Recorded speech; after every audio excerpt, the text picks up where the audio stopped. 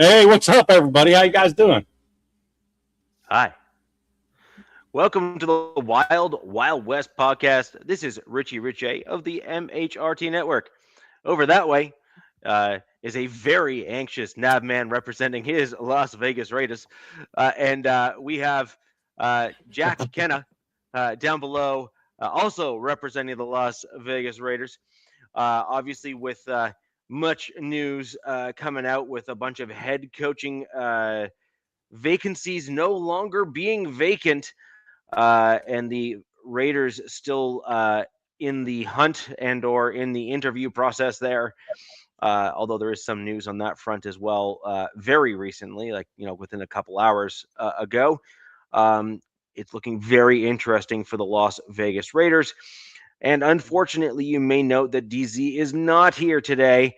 I would like in the chat every single one of you to go ahead and reach out and say happy birthday to DZ, who is not with us today. But I want to see a stream of comments here, and we will have him check out the show on the onset. Let's wish DZ a happy birthday from everyone in the chat. Happy 72nd birthday. Oh, you took the words out of my mouth. I was going to say 82nd. Happy birthday, DZ. Oh. Awesome. So, DZ, I'll let you figure out what you want to do with that one. But anywho, No kidding. we got a great show for you tonight. Lots to talk about. Broncos still in the playoffs after the victory against the Bills, but the NFL playoffs and the Bills playoff game at that is nothing without at least a little bit of controversy. And people might be a little bit surprised on my general takes on some stuff there, but we will get into that a little bit later. Let's first dive right in to the Raiders and your coaching search, guys. What do you got to say? Well, it's kind of a little bit of a stall because so second interviews we have set up, they're in-person interviews, is Jesse Mentor. That's a in-person one. Well, there was going to be Jeff Hafley was going to be one, but it sounds to me like he's going to be hired elsewhere to the Ravens. And then another one is Evero. Evero, the defensive coordinator from the Panthers, are scheduled second interviews. Now, I think we were the first team to interview Kubiak in the Biden. Pretty much untouchable until the Seahawks in their season, however they ended. I don't see Kubiak doing anything other than I'll keep it in consideration until the season's over for their team. Chris Shula being the same thing, right? Yeah. They're touchable. Now, to be honest with you, reality is legally, Monday, anybody can be reached out to without any tampering. But that Monday, I thought it had to be over like at no. the Super Bowl. They can do Zoom and all this stuff, but in-person interviews, if Not they're in still person. Okay, then that makes sense. you can't do that. That's tampering. So I personally believe the number one target for the Raiders is Kubiak. Agreed. And that's almost a given. And you look at Kubiak, what he's done with, guys like Derek Carr and other quarterbacks. I think the Raiders are totally 100% looking at getting an offensive-minded head coach, especially when you have the number one pick in the draft and getting Mendoza. It almost doesn't even make sense to go to a defensive coordinator and then hope to try to get a good offensive coordinator to join the team. So I agree. I think Kubiak's the number one. And there's been so many, interviews for the Raiders, and just kind of the recap of like who's already been hired, because it's always going to be like a domino effect, right? So Harbaugh to the Giants, to Stefanski to the Falcons, Hafley to Dolphins, Saleh with the Titans. So those guys are all off the board now.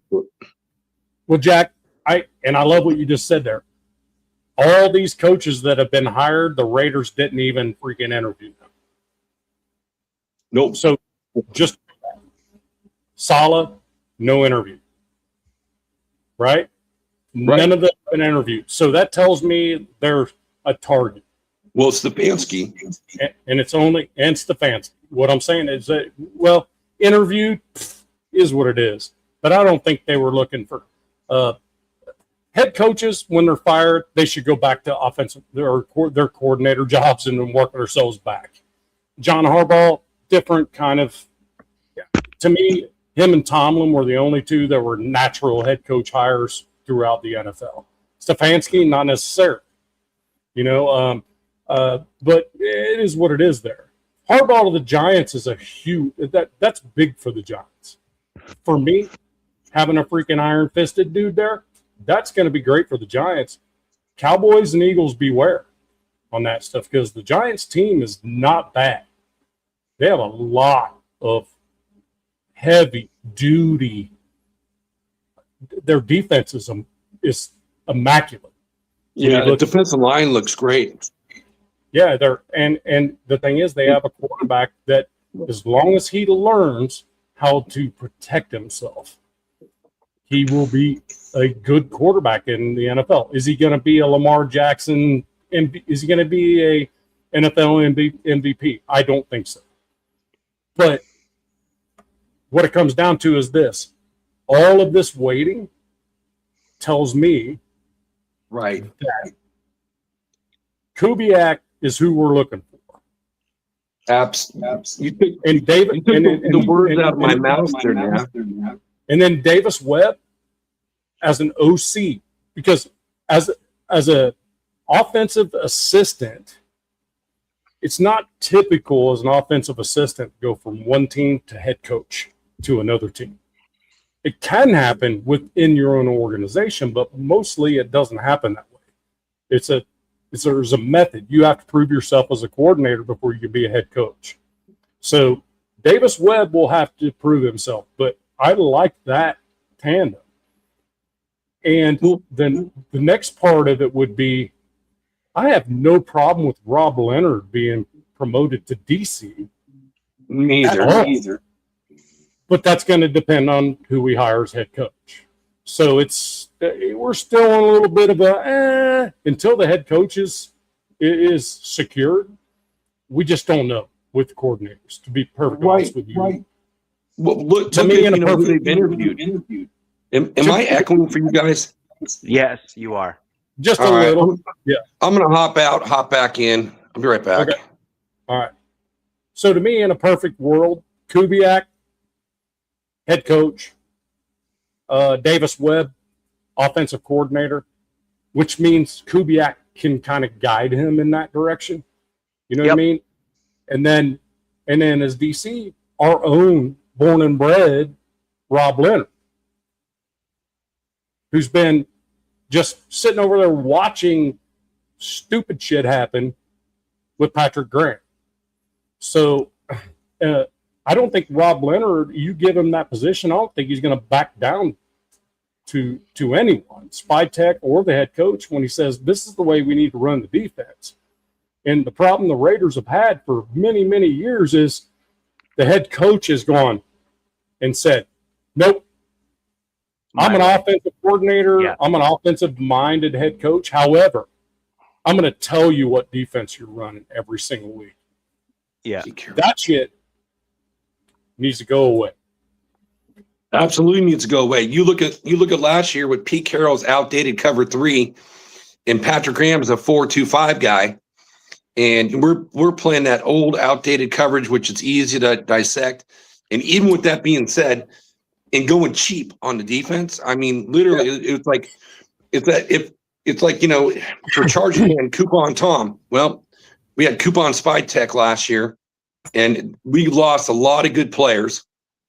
And we replaced them guys with almost minimum contracts. So sorry, I was echoing, guys, and I just want to give a shout out to Endo Music, Jack G, Tano, Sacktown, Hell Raider, and Paul. Salute, brothers. Good to see you here. Oh, and guys, thank you for being here. This is going to be my final show of doing this, every single week. So I appreciate you guys, hopping in here and giving your 2 cents in the chat. But I wanted to go over, like you talking about Or Raiders 5 cents or 10 cents. Yeah. Or a dollar. Or $1.25, whatever it is. whatever. Yeah. But you look at it, it's like, looking at the guys they've hired, and it's going to circle back to what you were talking about, Nap. Evero, I'm not going to say it, Panthers defensive coordinator. Mike McDaniel, former head coach of Miami. Kevin Stefanski, former Brands head coach. Van Joseph, Broncos defensive coordinator. Matt Nagy, the Chiefs, coming over here. And I do have some stuff if we're going to talk a little KC at the end. Jeff Hafley, who just got hired by the Dolphins. Clay Kubiak, Clint's brother, is coming here. Joe Brady, the offensive coordinator from the Bills. Mike LaFleur, the Rams offensive coordinator. Nate Schillhouse, the Rams passing game coordinator. Chris Shula, the Rams defensive coordinator. And then Davis Webb, who you were just talking about. I think he's had 2 interviews. And then we go to like the one that was been a hot rumor for a while with Jesse Minter. Now, what I find really fascinating with Minter, this is the second interview. Usually if you have a second interview, you either sign that guy right then or ain't going to happen. And he's right now, he's in Baltimore. So he's interviewing for the Baltimore head coach. So it kind of leads me to what Nab was just saying. The guy's not on our team yet. We have not signed anybody. And again, like Nav, I completely agree. If, hey, Raider, Nation in the chat, who do you think is going to be the head coach? I agree. I think it's Kubiak. It's like the stars are aligning for Kubiak to be here. With Mendoza sitting there at the number 1 pick. Right. That's a coach's dream right there. A dude that's a Heisman Trophy winner takes a team out of the goddamn dumpster, out of the basement that has never done it. I grew up in Indiana, and I'm a Hoosier fan through and through. But my football team was Notre Dame. Okay, because there we go. IU never did crap my entire life, and I'm be 55 in March. This right here is epic for the state of Indiana. It's amazing. There are people still sleeping in tents in 10-degree weather in Bloomington, Indiana, down on the streets this morning, just so they can party about it again. It's ridiculous. It's a monumental, mind-blowing experience. And Mendoza, the last thing he said, you never heard him say an F-bomb ever, with his glory to God, right? But he said, I will effing die for these guys. Yeah, he kind of reminds me of, the Chargers quarterback, the old guy that played for Baltimore. He never cursed or anything like that. He's kind of like him. And he also kind of reminds me of Derek Carr with, giving the glory to God and everything else. And that kid is one tough kid. A couple things with Mendoza, like those. If you guys watched the national championship? You think? Yeah. So like with Thomas, like when he hit him right on the chin, pretty much. And again, that was what they, that hit that I forgot what they called it, but I'm sure you guys remember. But where again, a player should be ejected from the game. And I heard that Tom Brady, wrote in about that player, should have been ousted because that was an easy call. Call. There was like 3 hits in that game against Mendoza, and that just shows you how tough he is. I just have on good authority that the referees knew this was going to be a heavy hitting ball game, and that it had to be an egregious, crazy call for a personal foul. It had to be, especially a targeting, because there were several targeting. There it is. There were several targeting. 3 of ones. Now, Miami is the reason they were in the position they were is because after about the 5th game, their defense decided to take over. And their defense, I'm 100% sure that their coach said, we're nasty. Let's get nasty. And I'm okay with that, because that's why we put shoulder pads on. That's why we have all the protection. That's why we do that stuff. But Mendoza, look, him busting through the middle and everybody saying it was an amazing play. The dude's 6'5", 225 and runs a 4.45. It's not amazing to me, but I thought he had the first down and went, oh, wait. No, that's a touchdown. That is, look, I don't do comps. I don't do comps. But that kind of run is a Josh Allen run. That's a Josh Allen run. Just that particular play is a Josh Allen run. What he's kind of built like him. You know, he's not fast, but he's kind of built like Josh. I mean, 4.45 at his size, that's pretty fast. Oh, he's 4. Wait, Mendoza's 4.45? I thought he was slower than that. I don't know where that 4.8, 4.9 shit came from. The dude can run. He just can't do it in a 40.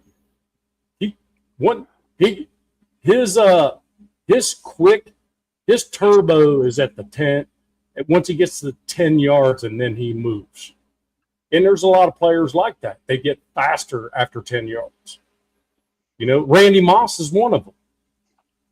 Randy Moss, same way. He didn't run a fabulous 40, but the next 40 was off the charts.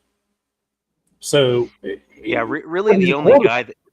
Yeah, really the only guy we've seen in the NFL in real recent time where you look at the guy and say, I think the only speed that guy has is lightning would be Tyreek Hill. Yes. Tyreek Hill was like a different level of player that I'm not sure we've actually seen to that caliber in the NFL level. Like that caliber. Maybe 2. So I would have loved in the day before the accident happened to see Henry Ruggs and Tyreek Hill. That would have been a fun 40 to watch. That was a burner. He was a quick guy and a very fast guy. He had very good top end speed, like as in like upper echelon. Yeah, 22 mile an hour guy. Yeah. I watched Ruggs in both the combine and on your team when he was playing for that brief period. He didn't have the Tyreek speed right out the gate. He had the Tyreek speed once he got going a couple strides. Tyreek is a unique character. That dude is like insane. Yeah, there was only one other guy other than Tyreek, to your point, Richie. One guy prior to him that was similar to that. And it was Rocket Ishmael. And he was called Rocket for a reason. Yeah, fair enough. He came off the line and he was dead, full blast in 2 seconds. I got one more for you. And another Raider. I'm going to say Cliff Branch. Cliff Branch was that type of player. But the thing about that was back then it wasn't required. Because no, he changed the NFL because of that game speed. But I mean, the thing about it is we never got a chance to really see it from him because it wasn't needed. You know what I'm saying? That's the only thing. Tyreek Hill, though, off the line, you send him straight on a go. That dude's 22 miles an hour in 6 yards, 7 yards. He's at a full top end speed in 6 yards. Hey, enjoy your birthday, brother. And don't get yourself in trouble. Don't make your wife mad at you. GZ, happy 72nd birthday, brother. Happy birthday, my man. Enjoy dinner. Have fun with your wife. And happy birthday, brother. See you next week, buddy. Damn. Look at this. There's a price tag on the bottom of my cup. See that? What the hell? Go. My old ladies have my ass on that. Yeah. So, you kind of stole a little bit of where I was going to go with it, which is what's up, Ardell? My gut reaction was that I thought you guys were probably going to try to land McDaniel as your number 1, And I say this only because I have one reason, only one. He was the very, very first coach of your interview cycle here that you met in person. And not only did you meet in person, but you met with like basically the core owners of your team. So it was Brady, it was Davis, and you intentionally booked that while all of them were together. And that, whether or not we like to admit it or not, that kind of means something, right? Like these guys aren't going to waste their time with just some random coaching hire and be like, whatever. No. Like they're only meeting guys like that in person if they are dead serious of potentially bringing them in as the head coach. And McDaniel was the very first out of your cycle that you met in person. Right. And my understanding is that he hasn't solidified his role right yet with the Chargers. He is committed to them, barring the acceptance of a head coaching job with either the Raiders or somewhere else. That's my understanding. And Richie, you bring up a really good point. So you think about it. McDaniels comes in for an interview. You have the core ownership there. Mm-hmm. He doesn't get hired. And then, then he makes a statement, which again, he not a head coach yet. If I don't get a head coaching job, I'm going to be the head coach or the offensive coordinator, or I will be the offensive coordinator. I don't know if the Chargers even offered him anything yet or interviewed him for, offensive coordinator position. But him saying he was interviewed. Okay, he did. So he interviewed. Yeah. So if I don't get this, this is the job I'm going to take. So I think he's trying to put some pressure on, the Raiders and everybody else out there that needs a head coach. Going, if you don't hire me as a head coach, I ain't going to come to your team as an offensive coordinator. I'm going to go to the Chargers. I actually agree with that. And here's the long and the short of it. He dealt with a shady ownership group in Miami. The Miami owner loved him as a dude and thought that he was the answer. The GM and McDaniel butted heads and ultimately couldn't work together and was let go. Now, the long and the short of it is McDaniel is understanding that he is coming into a situation where Spytech is solidified as your GM for the foreseeable future. He has been basically handed the keys to the castle, and Tom Brady and Spytech, as an owner, co-owner, partial owner, whatever, and Spytech are thick as thieves, generally speaking. And therefore, he knows that if there is an argument or a disagreement or any kind of thing, that it'll be him, not somebody else, right? He's going to be the guy that's going to draw the short straw and I suspect, that's just my gut reaction here, right? I suspect that because this is his second go around, that he put forward some very direct and very candid questions to the ownership group surrounding this kind of intertwined relationship between owner and GM and concerns surrounding it. He seems like he's that kind of guy, and he's kind of smart about it. And I also wonder if he said, I expect some kind of guarantee for a 2 or 3 year deal at minimum, where I'm going to get an opportunity to build out the team in my image and not fall fate like you did with all these other head coaches these past few years.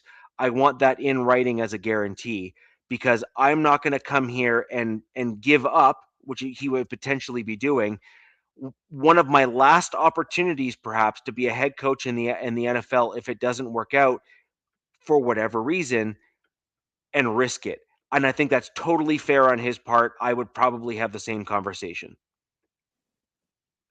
I agree too, Richie. I think a lot of these head coaches, the first time around, when you become a first-time head coach, you're the rookie. The front office is going to hold all the power. Yes. But these coaches, like what you just said, they're coming back for a second time around, which could be their last time around. You're going to have just as many questions for the ownership as the ownership's going to have for you.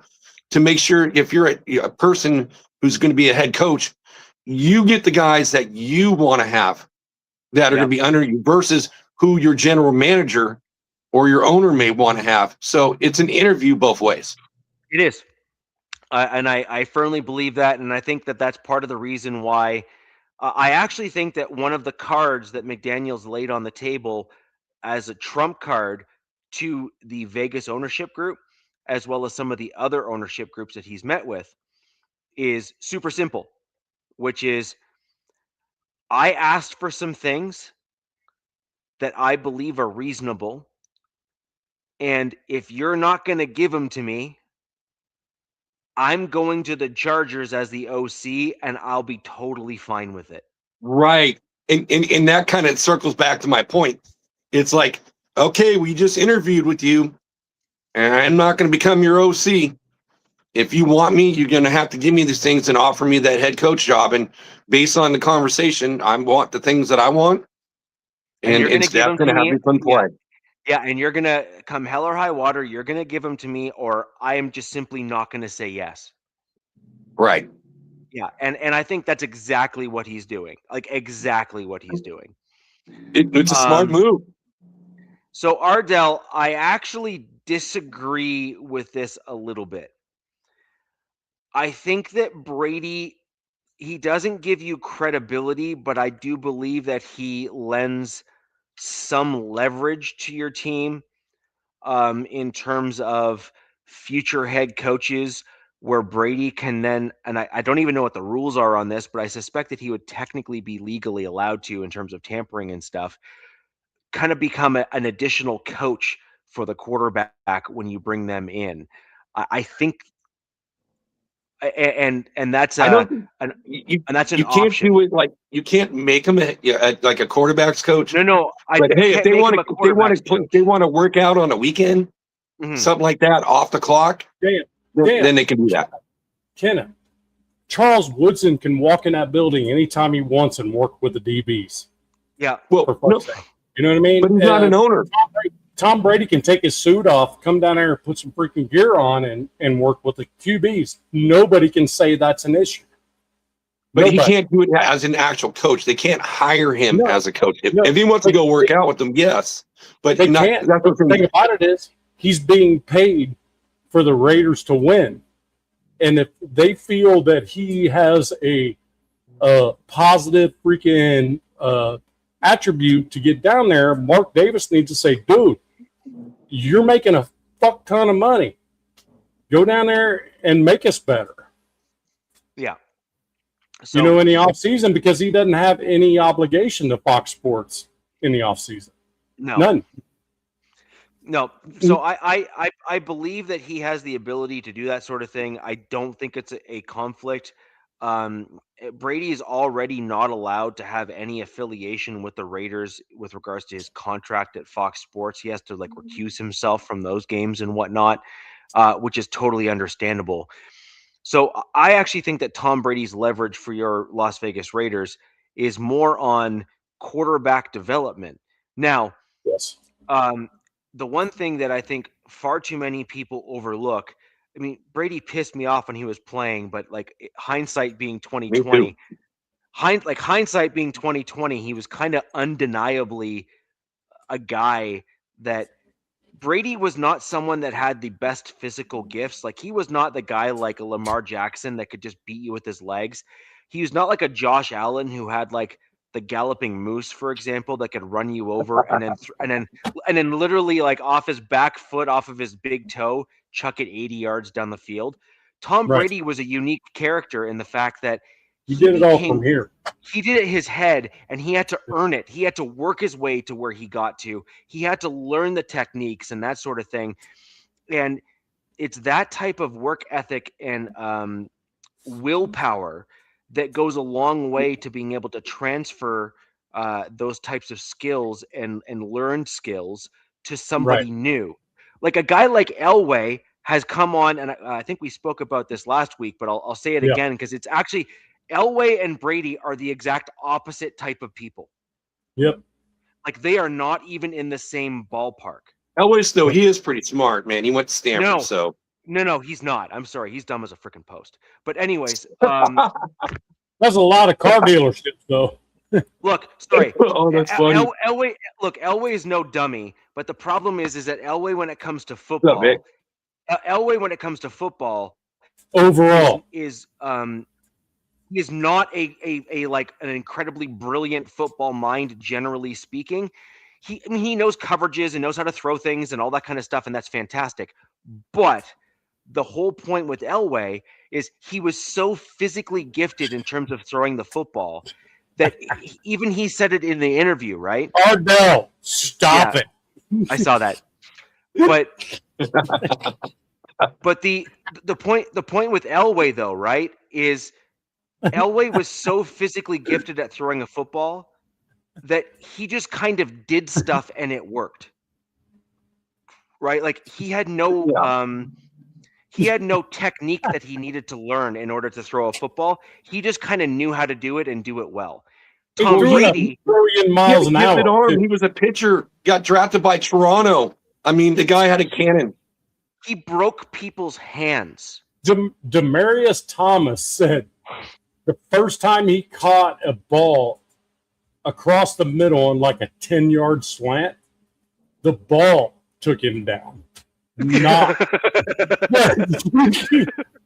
it, but damn it, the velocity on it, he could have ran further. You know?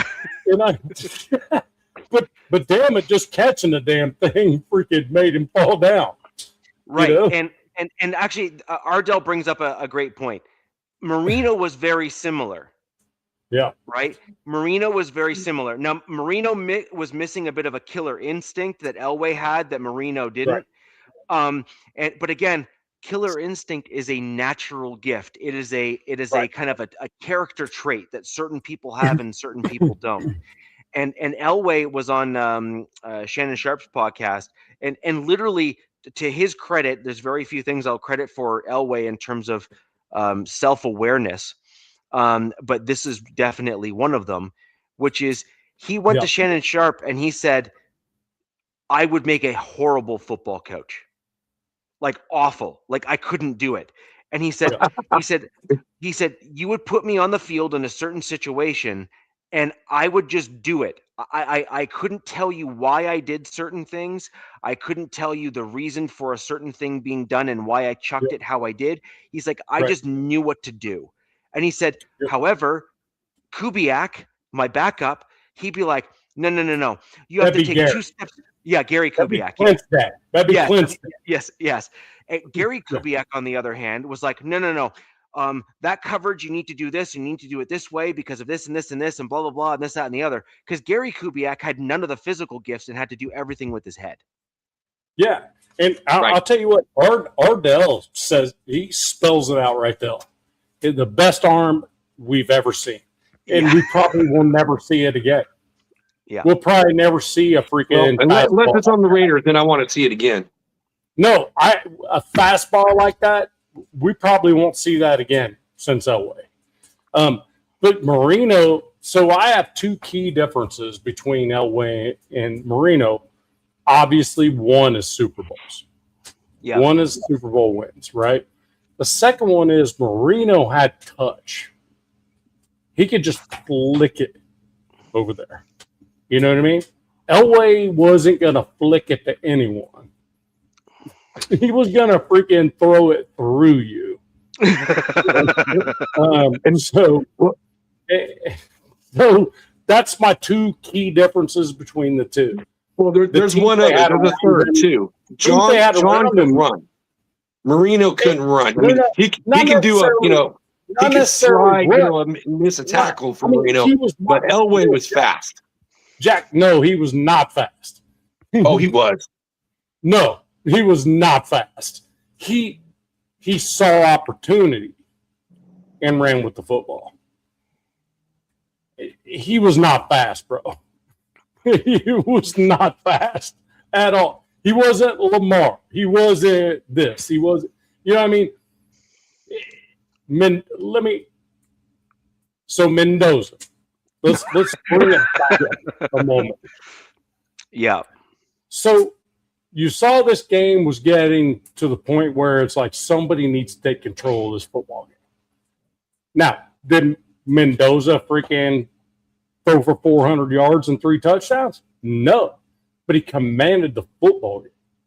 He did it here.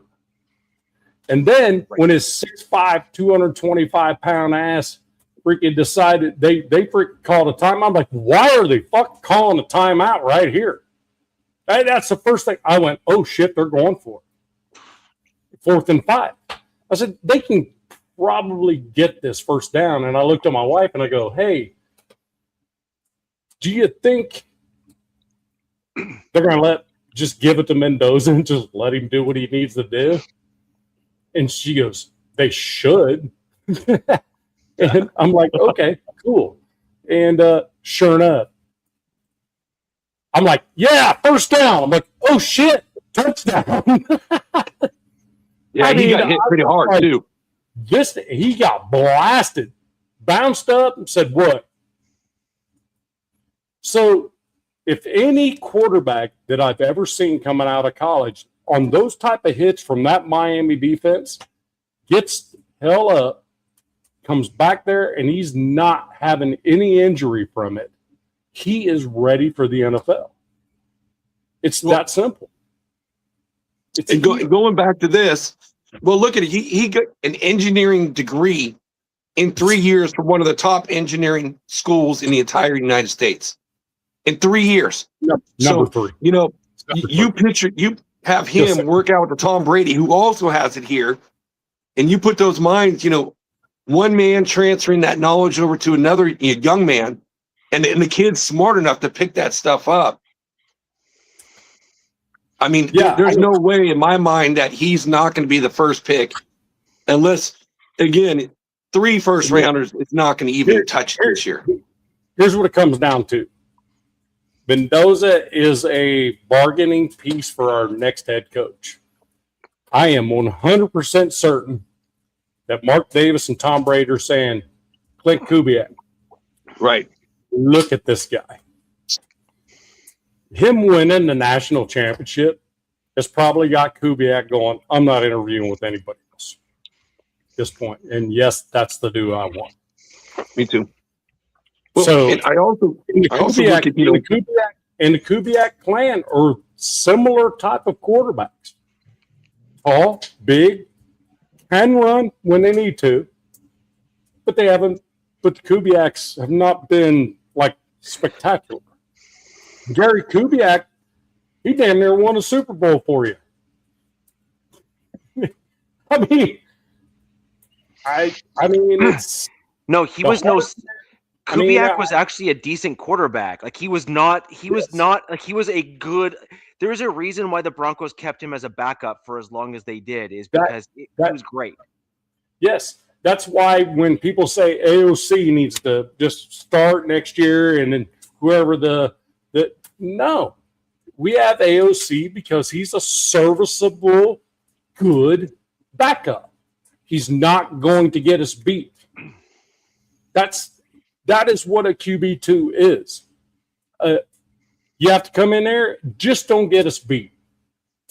That's your whole job as a QB2. Don't get us beat. And then when it comes down to one of those plays where you can win a game, do it. Okay. Yeah, I got a question for you. So, Richie, we're going to rewind the clock. Last year when you guys got Bo, remember what, the talking, we had a big debate on this, a huge 2 years ago. We had it. Dang, I've been doing this show that long. We had a big debate, start him or come off the bench, right? I mean, we had a big debate, with everyone, on the show. So now are you saying, you put Mendoza in day one and start him, or do you let an Aiden O'Connell or whoever else is going to be there, maybe as a veteran quarterback, start off the season? Because there's two different thought processes always. So starting off a brand new rookie. Okay, so versus, let him learn. You're asking me a question. So what is the question? No, so the question is, well, I'm asking both of you guys, but I'm starting off now because Richie, I brought it up because we had the same same question with Bo Nix back then. As a rookie coming in, do you want Mendoza to start right away, or do you want him to learn under someone who's been there, before, and then bring him in only if the quarterback's sucking or if he gets hurt? Which way would you go with Mendoza? Who? Me? Yeah. Okay. Several factors will determine how I think about this. First, you have to get him, undoubtedly. There's no question you draft him number one. No question in my mind. Then, what do we do in free agency? What do we do to protect the dude? What's he doing in spring training? What's he look like? Is he better than AOC? Is he able to protect himself better than AOC? Is he able to do that? Sure. Just start him day one. If not, you start AOC, you let him freaking roll. We figure it out as we go. And in the middle of the season, he becomes the starter. So, look, there's several ways to develop a quarterback. Developing a quarterback behind another seems to work well for the Green Bay Packers. Yep. Seems to work very well. Right. But not everybody works that way. It's a win. Deja vu in this conversation. Look, to me, all it takes is 6 or 7 wins next year, and that is a huge improvement. And if they're decisive wins, that's a big deal. So do I start Mendoza day one? It's all going to depend on just how he operates in the building. It's really hard to say that. It's really hard to say. It is. I mean, we haven't even drafted the kid yet. First, if our head coach is Kubiak, Mendoza starts day one. If our head coach is Brian Flores, probably not. It's the difference between an offensive-minded coach and a defensive-minded coach. And they come rolling in the door, and they see that all these freaking head coaches have been fired in the last 4 years. I better win today. So the thing about it is Tom Brady has made it very clear that first-year quarterbacks are getting freaking screwed because they don't get an opportunity to freaking grow and develop. And since he's in the building, I would steer towards no, he will not start day one because of the way Brady feels about it. That's the only thing is that's the way Brady feels. Mm-hmm. And obviously he's going to have a lot of say in that. So I guess that's the rest. That's it for me. But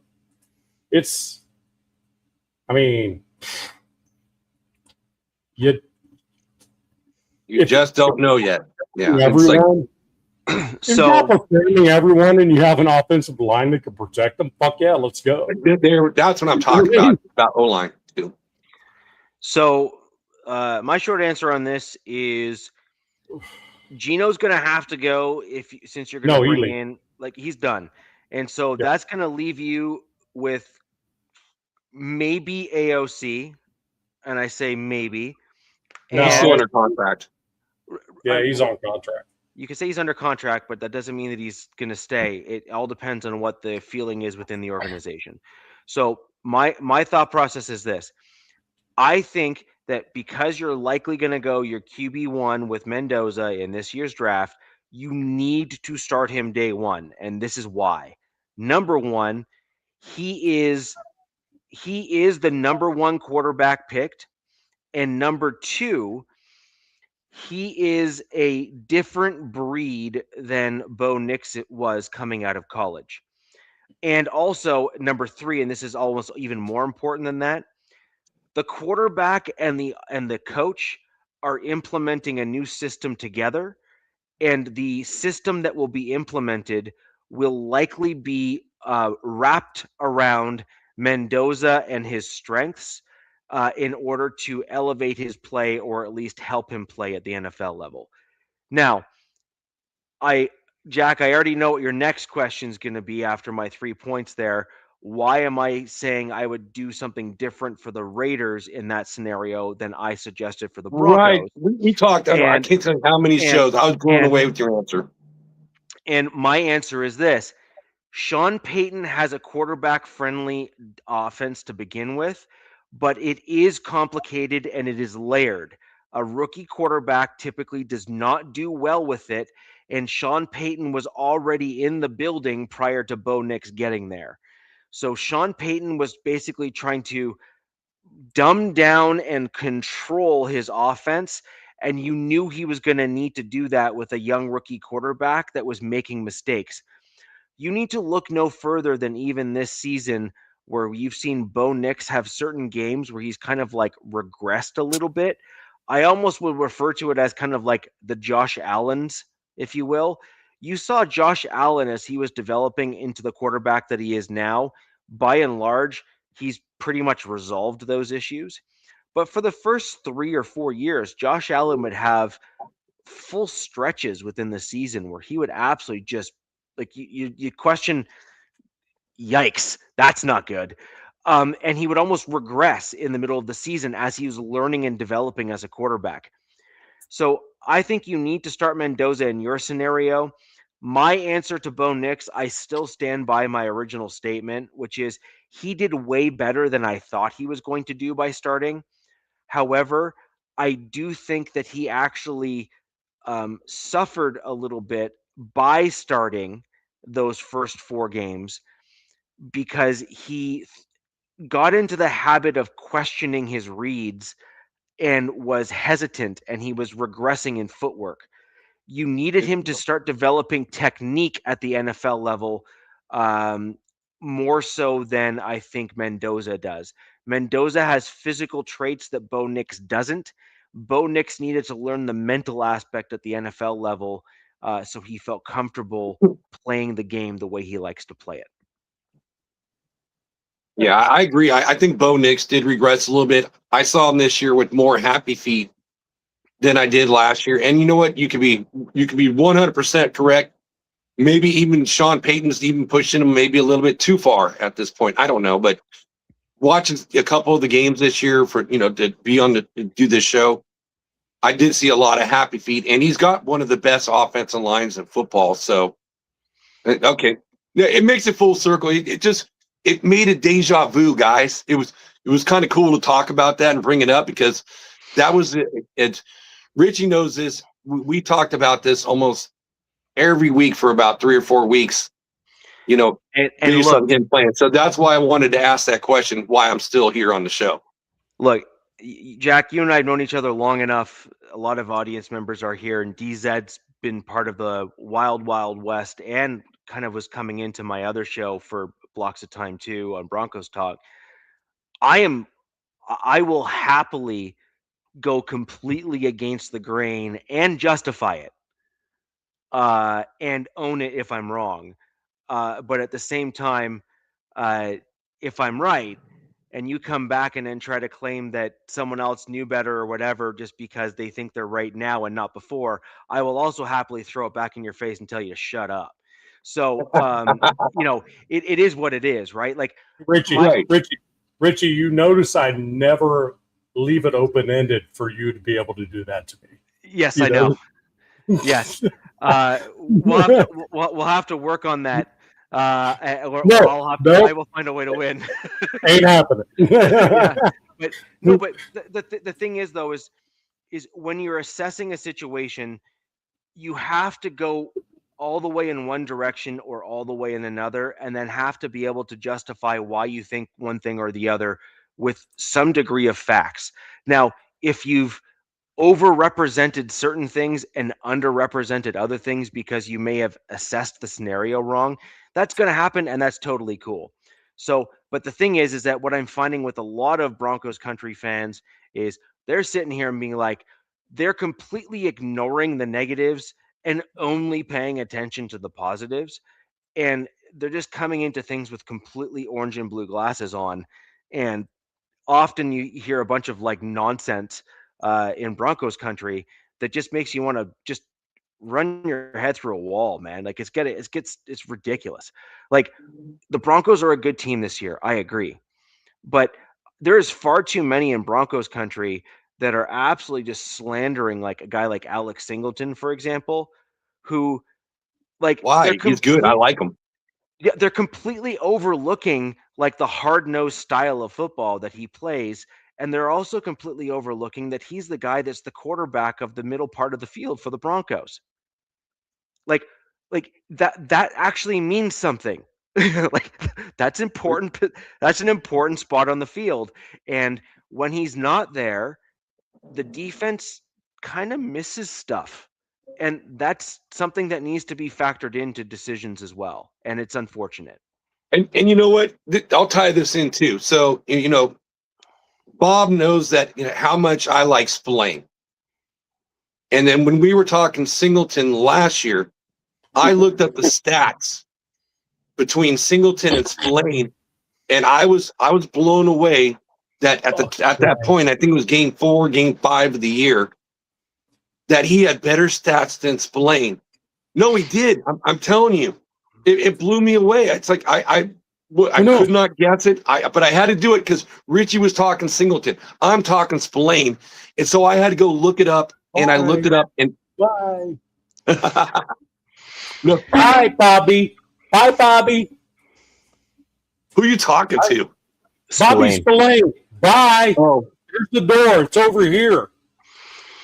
See, the one thing I will say about Singleton is yes, he sometimes gets aggressive on some plays, and yes, he sometimes has some like really boneheaded decisions that he makes, which I will be the first to also admit. Steph, how you doing? But the question here is this: do the boneheaded plays outweigh the positive ones? And overall, there's more positive to Singleton's game than there are negative boneheaded plays. Okay, it's just a simple fact, and that's my whole point with Broncos country. But the overwhelming majority of Broncos country is like Singleton's trash. Singleton's trash. I was like, as soon as you let Singleton walk, I'm telling you right now, you are going to immediately notice that certain things that you just kind of had working well will stop working well. It's a natural thing. A natural born leader on the field like Singleton, who he is, by the way, is going to drive people to do certain things a certain way and stay on the same page and stay glued together. And you want that from the middle of the field within your middle linebacker, your green dot guy. Like that's an important thing. Well, it's like with Spillane, right? So it's like, okay, dude. So we offered you $1 million less than the Patriots offered you. Where did you hear that? I never heard it. There's $1 million less. 29 mil. Okay, so $1 million per year because he got 30. He got 3 years, $33 million with incentives to make 37 each year. If you basically what Nav is saying is that the Raiders offered him $1 million less per year on a 3-year deal, and he walked. No state taxes. And I wonder were there any incentives? Because I never heard anything about incentives. And he still left. That is not a fucking Raider. You leave when offered a similar deal with no state taxes, and you leave not a Raider, bro. I'm just saying, you're not into it for that. To me, it's all about freaking loyalty. And if your team that you say you're loyal to offers you similar deal and you walk away, that's your choice. And I'm glad definitely was his choice. There's no doubt about that. I'm glad you suck, Spillane. So point. he doesn't suck. He does suck. We're going to see how he plays against the Broncos, so that'll be an interesting watch right there. No, he is missing tackles. He is missing coverages. He's going to get his ass tore off by Jarrett Stidham. I'm telling you that. Because Stidham, look, you got to remember what Stidham did when he had opportunity to play at the Raiders. That dude had, look, let me tell you his lifetime stats, even though he hasn't played much. Here, Nav, I think I kind of know where you're getting at here. The long and the short of it is that there's a difference between a guy that has good stats because he was basically stat chasing based on style of play. And then there's a difference between a guy that has good stats because he is always in the right spot on the field at the right time, doing the right things. And Jack, my assessment, Nav, just jump in if I'm totally wrong here and based on what you're trying to say.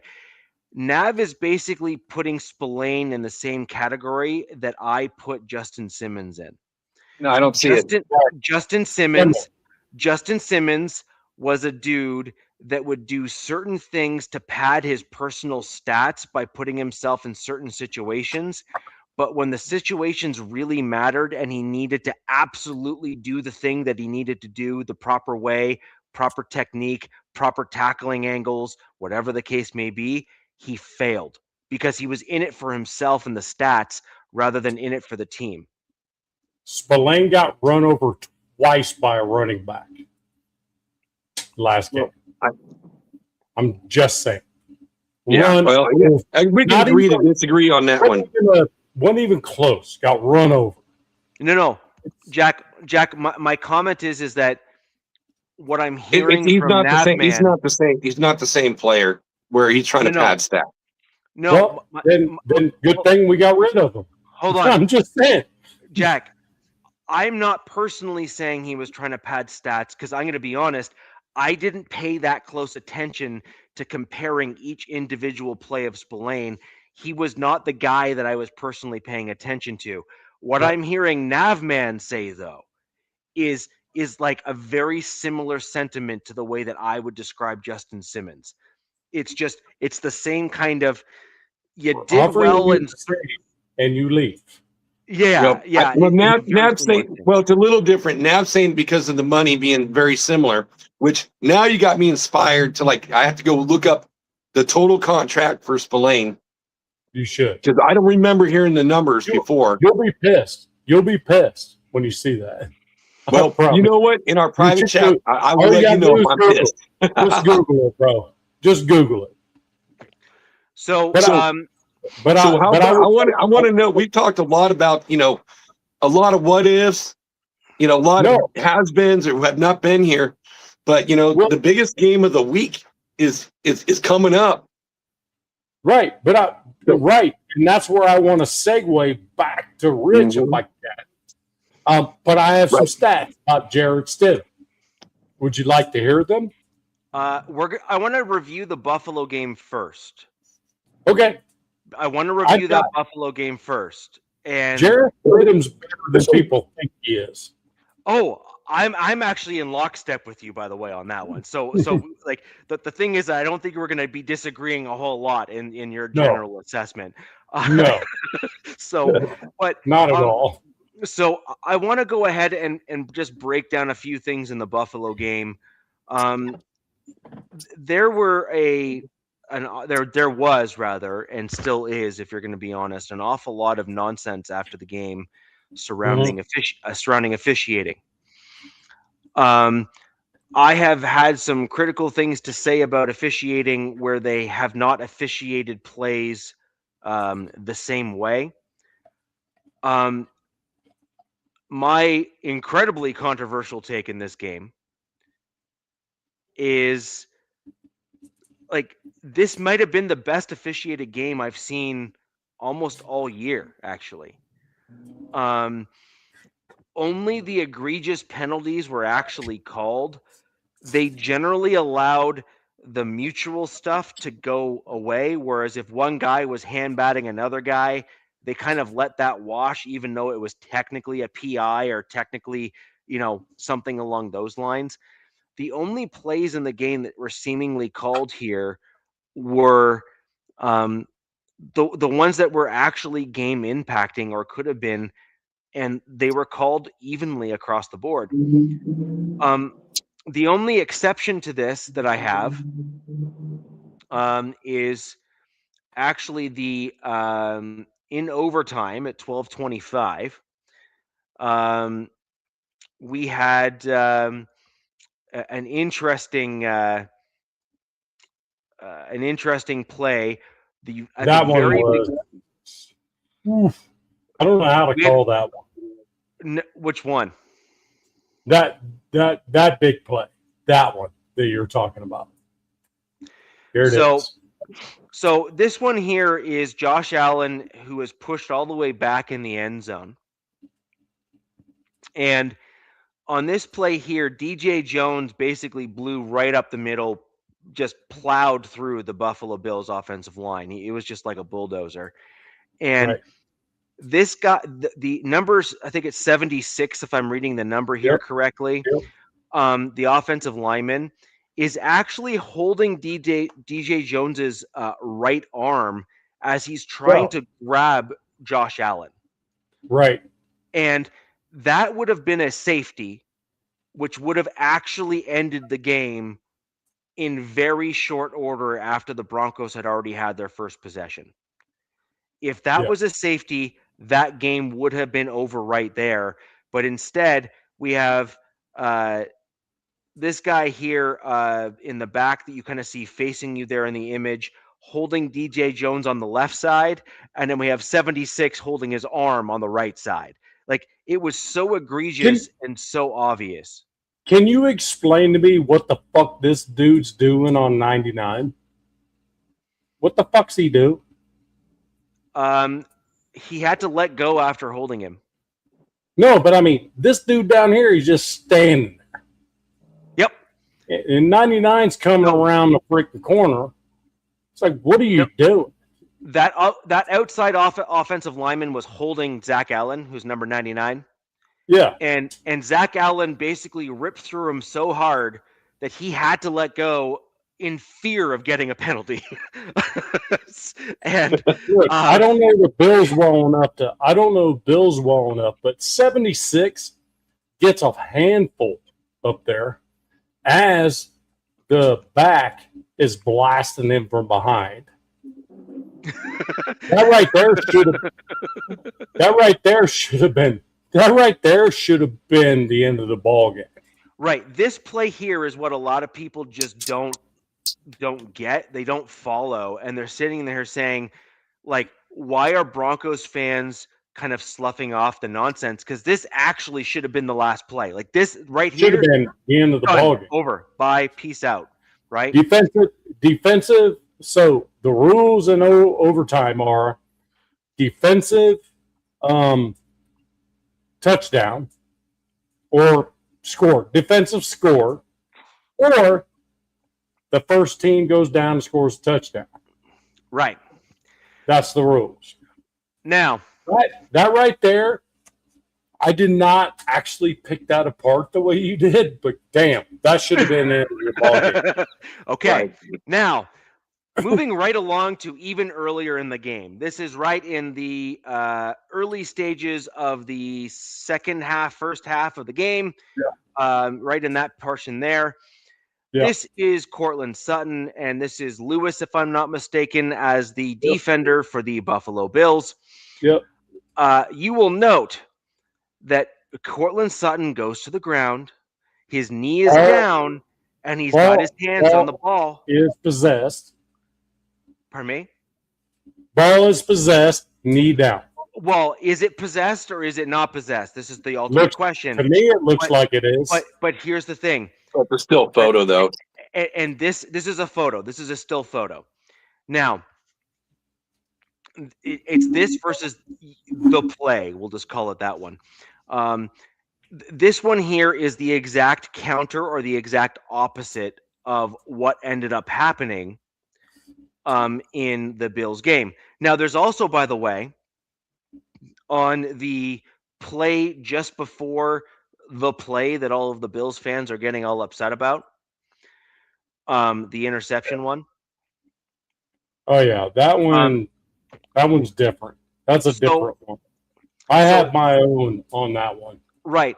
But there's a key and important portion of the current rules as they exist in the NFL that is actually critical and important. In order for you to have a catch as a wide receiver, and the NFL did this because the games were getting out of hand in terms of offense in the games, where it was just a complete, like, it was almost unfair in terms of how they had skewed the rules in favor of the offense in the NFL. A wide receiver must maintain possession of the ball through To the the ground. ground. Through the ground. Right. No, through the ground. No, to the ground. Well, unless they make a football move. Sorry, if they don't make a football move, they must maintain possession through the ground, not to the ground, through the ground. As in, once they hit the ground, they must maintain possession. Ball cannot touch the ground and be moved by the ground. Or if it then comes out as on their way down and it pops up or is obtained by the other, that's an interception, fumble, whatever you want to call it, turnover. As long as it doesn't touch the ground, As he long as can it doesn't turn touch over on his back and freaking catch it back. 100%, exactly. Right. Now, in this particular play, I by the way, the NFL is super picky about this kind of crap, so I can't actually show the video. Otherwise, I would have had that prepped instead. Hey, I'm just proud that you got a picture going. I like it. It's great, isn't it? It makes our conversation There's a easier. discussion on what we can play and what we can't play. Yeah, this is true. So in this particular instance here, as well as the Buffalo Bills instance that happened the play before McMillan intercepted the ball, the exact same thing happened. Catch was made, knee was down or shoulder was down, and the ball popped out after hitting the ground, right? Now, if the rule was you maintain possession and a body part hits the ground, because I meant Jeff wrong, by the way. Just saying. Sorry, who? Jeff. He's wrong. Who's Jeff? Yeah, in the chat. Raider Jeff's wrong. I'm just flat telling you. Okay. Anyway, keep going, Rick. So I'm just saying. When you look at this play here, by what the what the Bills fans are basically claiming about the McMillan interception, if what they're saying is correct, then this play would have been a catch. Right. And their player that made a similar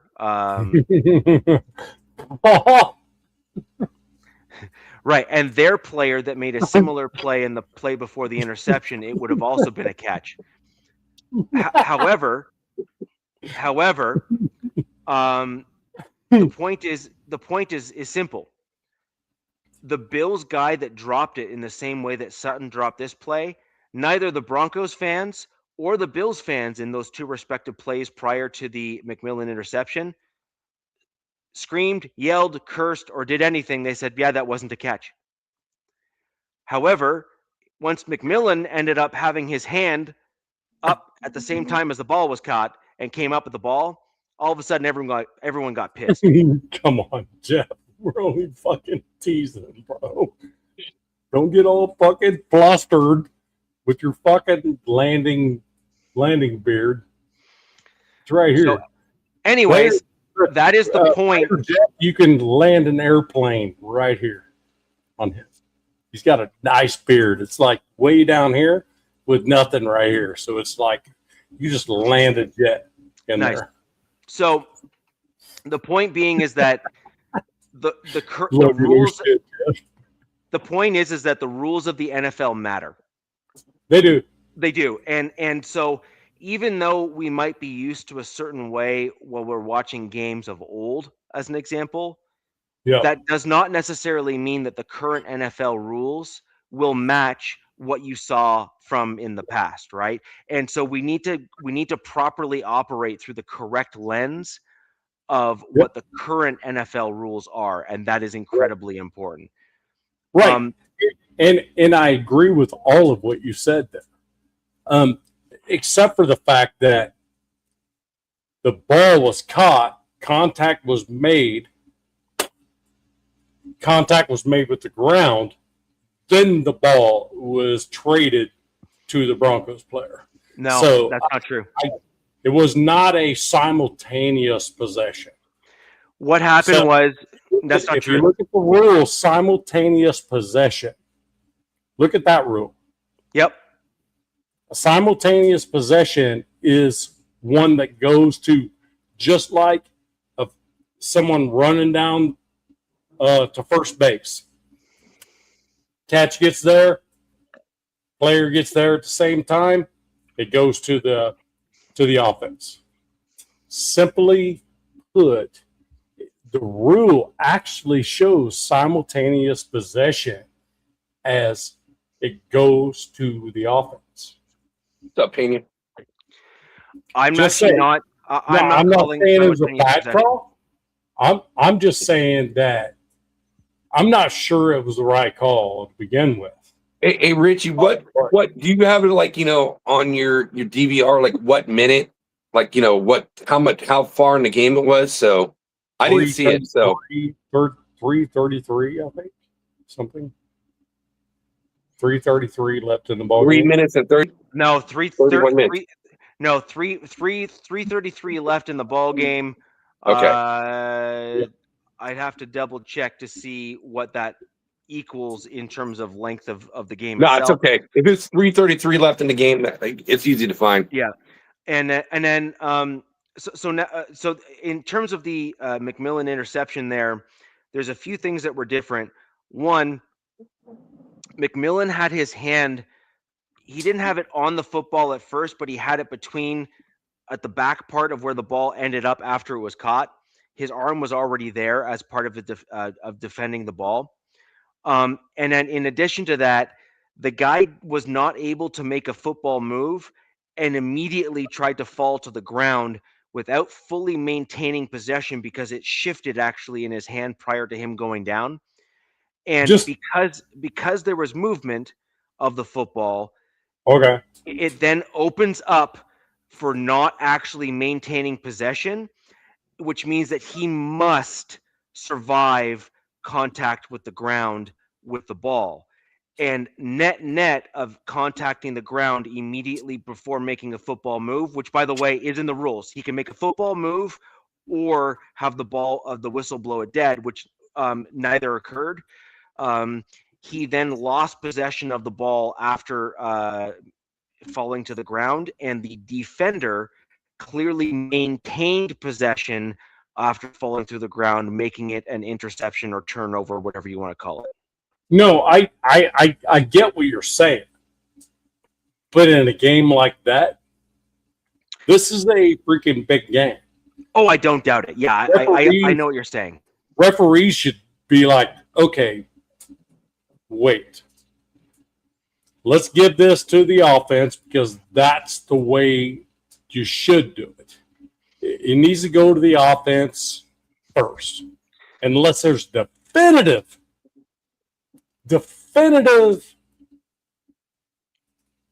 video on that. Here's the thing that I saw real time.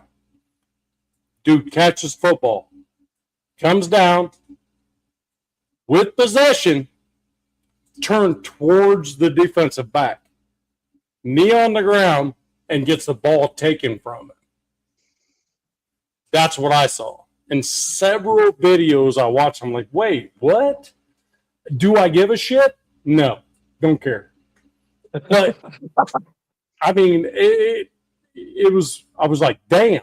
I was feeling for my friend, bro. I'm like, damn, my friend's a Bills fan. So I'm like, damn, that's.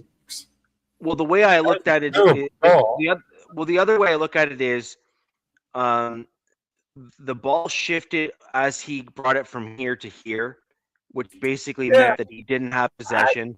And I get it. That is so freaking hairline shit.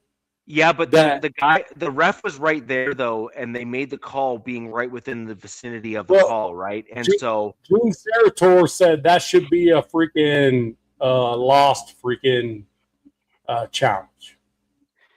Yes. said it right on the Yeah.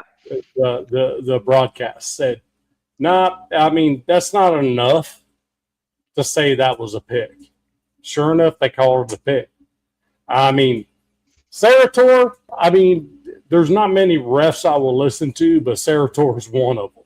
Oh, I actually agree with you there. My only other issue then is that the DJ Jones should have been a call-in from New York to allow the Broncos to replay and get a penalty on that if they're gonna then not call something like that one, for example, a pick or whatever.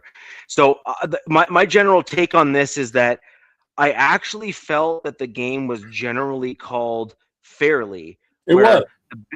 Where the Bills guy went to the ground, fumbled the ball, and it was deemed an incomplete pass. Cortland Sutton caught that pass that I showed you in that picture, and immediately after that photo that still was there, the ball popped out of his hands on the ground prior to surviving the ground, and it was ruled an incomplete pass. Right? Right. Now here's the other kicker. Now, if Cortland Sutton hit the ground, rolled up, and then it popped up as he or was bobbling around, and it maybe kicked off his foot or something, you're going to be the first one to say, if it popped up and the Bills guy grabbed it, that's a turnover, right? Because the ball didn't hit the ground and contact wasn't made to make it end. No contact. Okay. Right. Unless he had contact with the ground while he had. Yes, unless he had contact with the defender and the ground and it came up, then that would simply be an incomplete pass, right? Fair enough. If there was no contact with the defender, then that ball's live until it's correct. Not. Until it's not. Exactly. Now, one last comment on the Bills Broncos game in terms of images here on the Wild Wild West. I came prepared today, folks. I am ready to go. This one right here, I hate this one. This right here, that one pissed me off, even though it was to the Broncos side of things that should have been Broncos. It pissed me off. So this one here was actually one that I saw quite a few Bills fans getting all flustered about, and I understand why they're upset. I totally get it. But don't try to tell me that a dude hanging off of someone's left shoulder while stopping his hand from going up to catch the ball is not pass interference when he's not even looking back to see where the ball is. The first thing that's going to happen with an official is going to be like, is he looking back for the football? And he is not. Absolutely not. Does he have his hand around his back? 3, is the ball there yet? It's not. That is pass interference. Yep. I mean, 3. I've been trying to look this up on YouTube for that play with 3 minutes and 31 seconds left. What quarter was that? Overtime. Overtime. Okay. I mean, look, right hand over the shoulder, left hand trying to take his left arm down. Yep. Not looking back for the football. That is the 3 freaking things an official is going to call defensive pass interference on. Yep. That is it. I'm just saying. This is exactly the thing, right? Is like this is definitely a defensive back who is not playing the ball but playing the player to stop him from catching. He's behind him. First, he's behind him, Rich. He's behind him, so he's catching up. Yeah. You know what I mean? He's running to where the football's going. So therefore, he's already been beat. Yes. So what a defensive back is told to do, when you get beat, you tackle him. Yes. Right? Yeah. So don't give him a touchdown. Agreed. Yeah, I would definitely like to see where his backhand, is he like grabbing him Oh no, it's definitely around his shoulder. You can see it over his I'm on finger. my phone, so Ear it's hole. small. So Jack, to paint the picture of what this picture shows for you, the defender's left arm is holding down on top of the hooked left arm of Oh. Mims that's trying to go up to catch the ball. If its arms pushing him down, then that's definitely a PI. Yeah. And then the defender's right arm is on Mims's back. A different angle will show that he's holding on to his jersey to slow him down. That's what I want. I can see him hands flapping, the receiving hands, but yeah, you got your hand and you're grabbing jersey and you're not looking. That's PI. And when you're not looking back for the football, you're playing the player. You're playing the player, not the ball. Interference. And Ricky, welcome to the world of the Raiders of getting plays called against you. Nope. Welcome to the world of good play call. This was a great play call. Ref call right there. Yes. So the Broncos got this pass interference. The Bills were all pissed that we got the PI on this call, and they were trying to claim that this behavior is totally okay. Now, what I will give this ref crew credit for, by the way, is in earlier plays where Mims or whomever else was the wide receiver, if they tried to hand fight in this scenario and get all let him go. Let him go. They did not call those at all, and I have to give the ref credit. That's PI. Yes, that right there is PI. Yeah, yeah. So, unless it happened before the pass, then it's defensive hold. Yes, no, the pass was in the air, but it wasn't quite there yet in terms of making that even something that was legit. That's the thing where I think Bo Nix is going to go to a next level next year. It's like, hey, when you see somebody that intends to jack with a receiver, you got nothing else, throw it his way just to see if that defensive back will interfere with him. That's what Brady did for years. Oh, I know. Yes. He goes, look, this dude feels like he's beat. He's gonna freaking tackle the wide receiver out there. Yeah. We're gonna get holding call. We're gonna get offensive pass interference or defensive pass interference. That's the way Brady operates. In reality, think about that. I mean, I looked at a stat. When Tom Brady was with the Patriots, they had 140 defensive interference calls. 140. Yeah. In his tenure. Why? It's because I got nowhere else to go. Let me throw it somewhere near this guy, and hopefully the defensive back's going to run into it. You know what I mean? Yeah. I mean, we'll see if Bo can do that. I just was impressed, how many turnovers the Broncos got. Well, I was impressed. 5. I was impressed. It shouldn't even have been that close. I was impressed with Bo on 2 levels. One, somebody asked me, it's like, hey, you think Bo Nix developed? Fuck yeah, I think he developed. He learned how to run with the football and get down, not get himself hurt. He learned that it's not about a freaking home run ball every day. Correct. It's about completing passes, getting shit going down the road, because our defense is freaking amazing. I don't have to do that shit. In some ways, I kind of disagree a little bit, because I saw, from year 1 to year 2, Bo Nix had, again, I brought this up earlier, he had a lot more happy feet in games. No. And he has one of the best offensive lines. He has the best defense. I consider the best defense. Happy feet are still there. They're still there. The thing is, what he does with his happy feet, I'm noticing he does this, then he does that. It's less of a happy feet because he's not dancing around going, oh, fuck, here comes a fucking rush. It's different happy feet. He's switching, and he's starting to learn progression. And That's amazing. And the one thing the Broncos need in this draft next year is a freaking, oh my God, receiver. And I think Bo will go this way.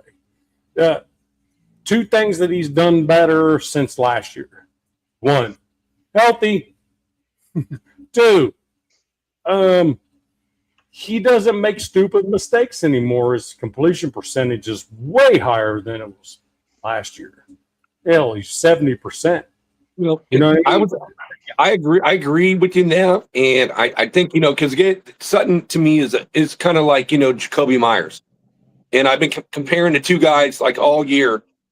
When I thought the Raiders were going to re-sign Myers, I'm like, you got to look at Sutton's contract and just make it similar. Jack, I'm pretty sure I told you that Jacoby Myers was not going to be a Raider. Well, yeah, you did. But I was saying when all this first came out, that's when I was comparing the two.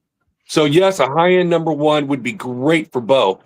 But I also, if I'm the Denver Broncos, I'm kind of looking for a big mammoth nose tackle because that team is speed. They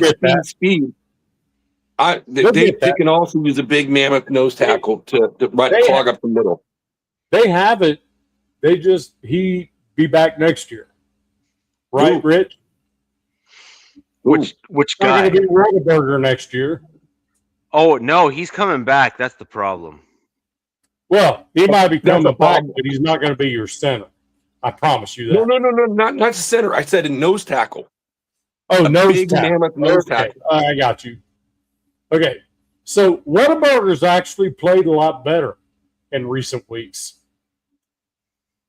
I think. Yes, Whataburger did. Not getting a whole lot of freaking nose candy. You know what I mean? So I think he's doing okay. But I'm pretty sure you guys are going to draft a center, regardless of how the season goes.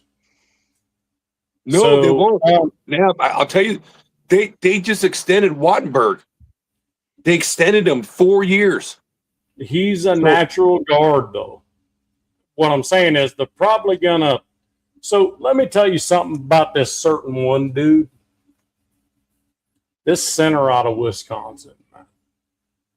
Absolute freaking stud. Richie, I'm not even going to say the name. Not going to say nothing. There's this one dude out of Wisconsin. This center goes up the field, and you see him blocking for running backs 20 yards down the field. This dude is next level magic, and he's probably right in the Broncos' wheelhouse. I'm just saying. Yeah. That's Bruno. Yeah, I know. I like him a lot, actually. I do. I really like him. Like a lot, actually. That dude is freaking mammoth. I don't know if they'll go for him, though. What do you need? Oh, I mean, what's your actual needs? So I'm sitting there thinking, I think you need you kind of have a wide receiver one, kind of. No, we don't. Right? No, we don't. You do need that somewhere, like some speed somewhere. But, damn, having a freaking wrecking ball center would be wow. Even if it's the 32nd pick, which you guys could look, it is a good thing when you're picking 32nd. It is a good thing. It's a great thing, Well, we'll see if they're going to pick 32nd or not. Jack, when you're picking 32nd, guess what that means? Well, that's what I mean. We'll see if they're going to be picking 32nd. You won a Super Bowl. That's what that means. Well, there's still one more game to be played. So, to get there, and then there's another game after that. So, there's 2 more games to go. G fam throws it up. G fam, what's up, bro? There was something in the air that night. The stars were bright. Fernando, they were shining there. For you and me, for liberty, Fernando. Oh, love it, G-Fam. Poetry, So- bro. So G-Fam. so You threw out Nav, the freaking money on that. yeah, I certainly picked up what he was putting down, but the long and the short of it is, I actually agree with you that may be what the long-term vision is. I have to Yep. double check. One name to look at that the Broncos are likely going to want to move off of is Ben Powers. Yeah. And I need to see what his contract looks like if they move off of him. We'll take him. I mean, he's good but not great. You know what I mean? But nonetheless, Okay. like, we need those. yeah. Like, let's put it this way: you had bad but not awful, and good but not great is a tremendous upgrade. Yeah. Exactly. Like, We'll take them. yeah. We'll take them over. What do you Yeah. need? Well, what do you Yeah. have Yeah. for him? So with regards to Ben Powers, I think He's he's a guy. 6'5", 320, isn't he? He's somewhere in that range, yeah. I mean, fuck, I'll take him. Now, I do want to call out on the show. I just want to make sure I get his measurables correct. So if you just give me 1 sec, because it's important to make sure that you get the things correct in terms of what we're dealing with here. Frank Crum scored a touchdown for my Denver Broncos. Yeah. He is 6'7", 320 pounds. Sounds like Lucky Tossie to me. Dude, don't get me started on Locky Toski. I love that kid. Okay, Richie, you ask and you should receive. And Frank Crum, yes. So you mentioned about Ben Powers. So 20. Let's go 2026 here. So guaranteed money is 0. Cap number will be 18.1 excess and change million. That's pretty expensive. No, it's not. You're gone. Yeah. Dead money before So cut through June Jack, 1 would be about 9.7. So After June 1, 8.3. It'd be a restructured contract. I mean, it would be. I wouldn't even bring him back. Right, it's a restructured contract. It would be more like 12. No, but I wouldn't even bring him back. I would just kick him out the door and say, "We'll take the 18 You mil can't really. savings." But you can't. Yes, you can. No, not without a cap hit. You can't. Yeah, $6 million. We took Russell Wilson's like $100 million cap hit. Like $8 million is like a rounding error. Yeah, no shit. That is so true, dude. That is funny shit nowadays. Damn it. You also have to remember you're dealing with a different ownership group too, right? Like it's a different dollar value. Remember when I had stats on Jarrett Stidham? Remember? Yes. Let's. Sorry, just one other thing, and then let's go into Stidham because that'll be relevant for our next game. Another few pieces here. RJ Harvey had a decent game, not a great game. We had some nice contributions from Jaleel McLaughlin early, Bo Nix, as well as Bidet. I do think if we're going to look ahead, since we were kind of making some of those comments, Jack, I've been saying this all season long for my Denver Broncos. A very high priority item for my Denver Broncos is going to be a 6'1", 240 pound, competent runner and pass catcher combo at the running back position.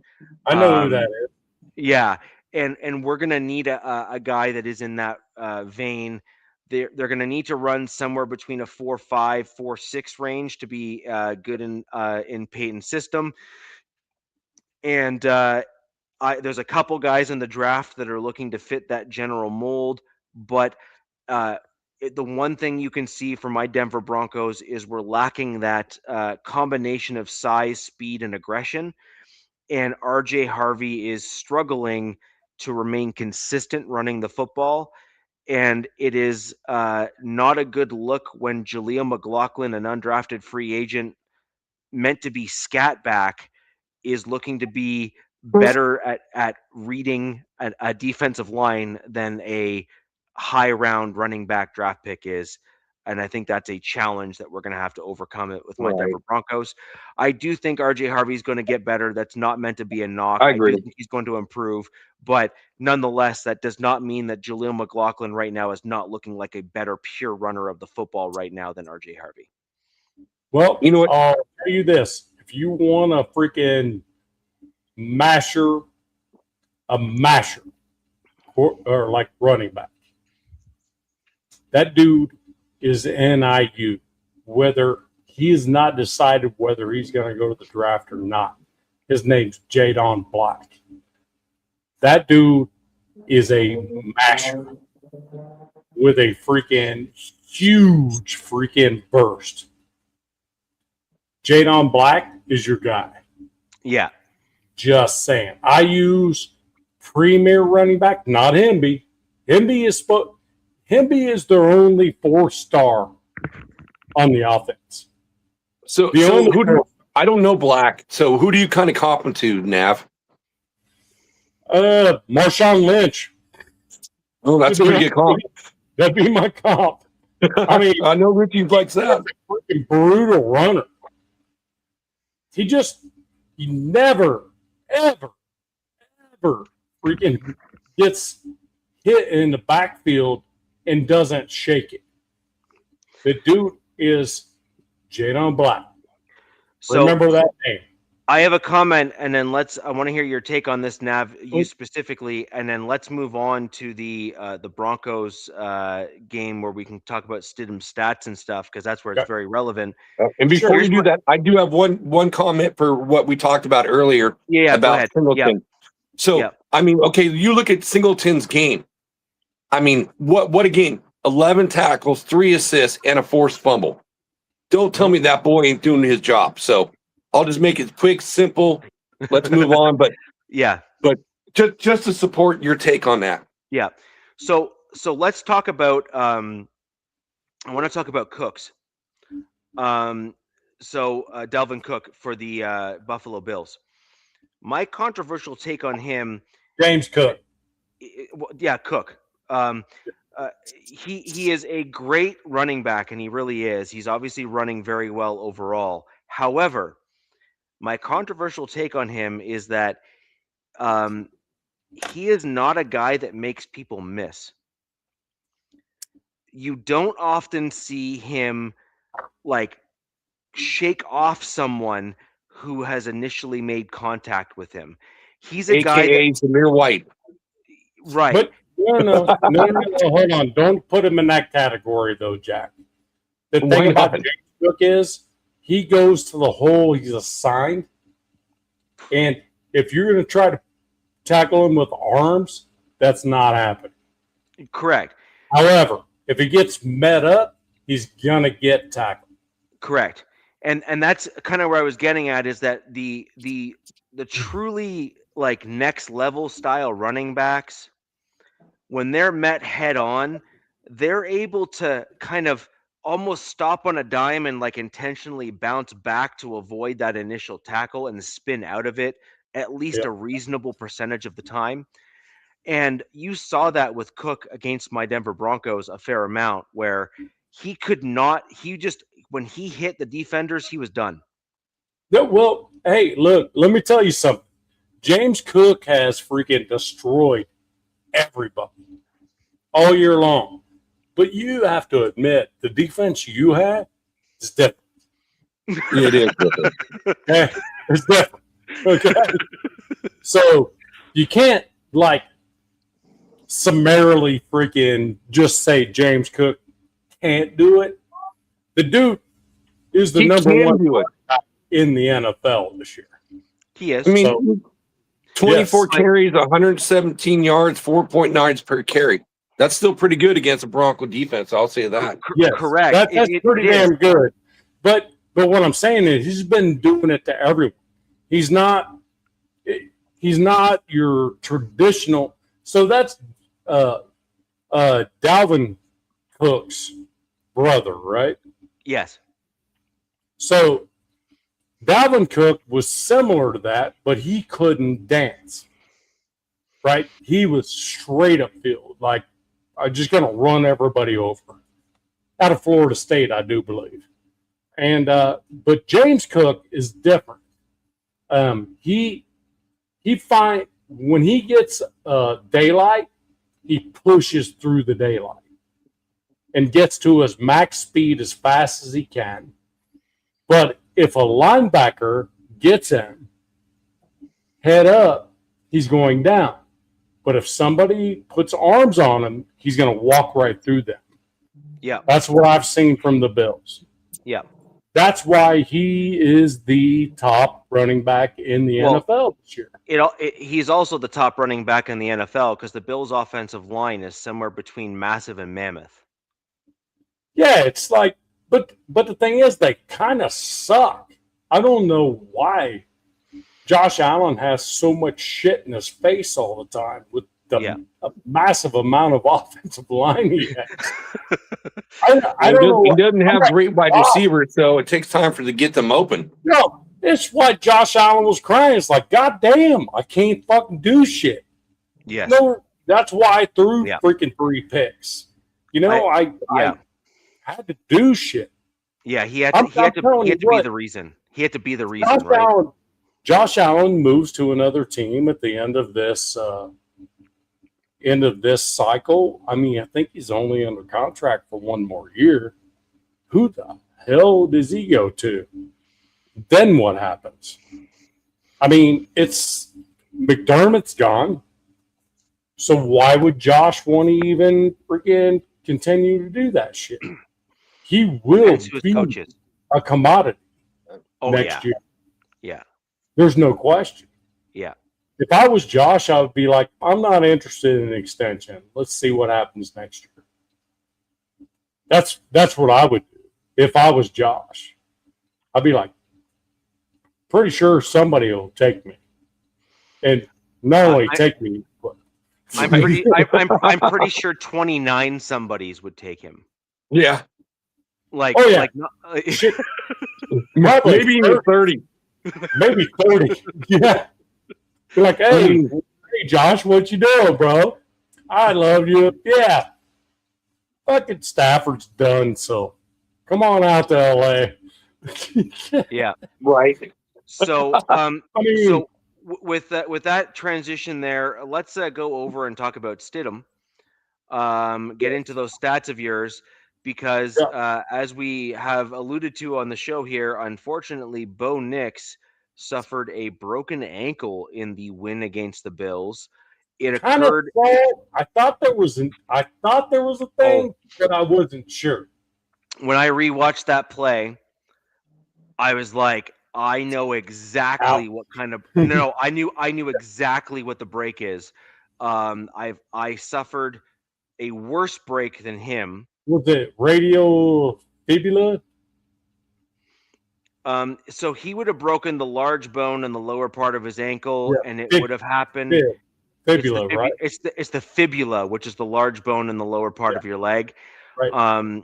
That was the first bone in my leg that I broke when I was a little younger, and I had a compound spiral fracture that separated when I was playing rugby. My break was worse than his, but I know exactly what he's going through. And more importantly, if he didn't separate the bones and all they're doing is pinning it to try to heal it faster, which I think is what happened. Yeah.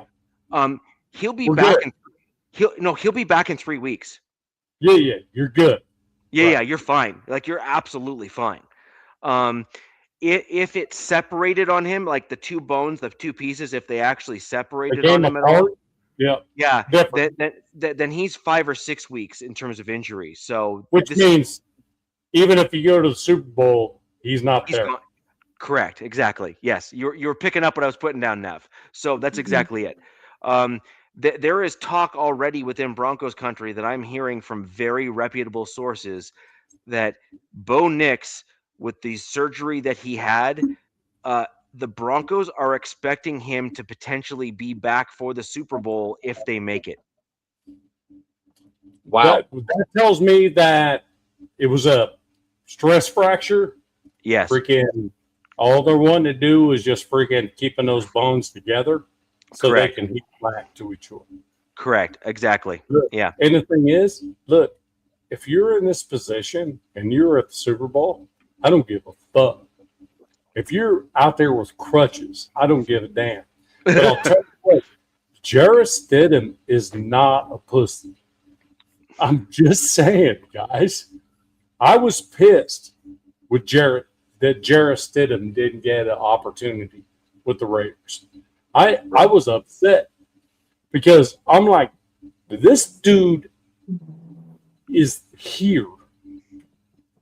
You know, he can do shit. Do you want to know what he's done in his career? Yeah, let's I hear it. do. Because I have a good idea. So let's hear the actual stats. But yes, let's go. Okay. In his career, 117 for 197, completion percentage 59.4, which is not crazy. It's not good. But it's okay. 1,422 yards.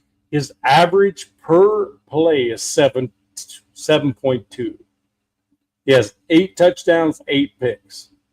So the thing about that, when you think of that stat, it's kind of like if you just say, "Hey, Stidham, let me tell you something. Make plays when you have to. Don't get stupid. You know, let's give that shit to freaking McLaughlin. Let's give that shit that, you know what I mean? Let's just dink and dunk some shit, you know?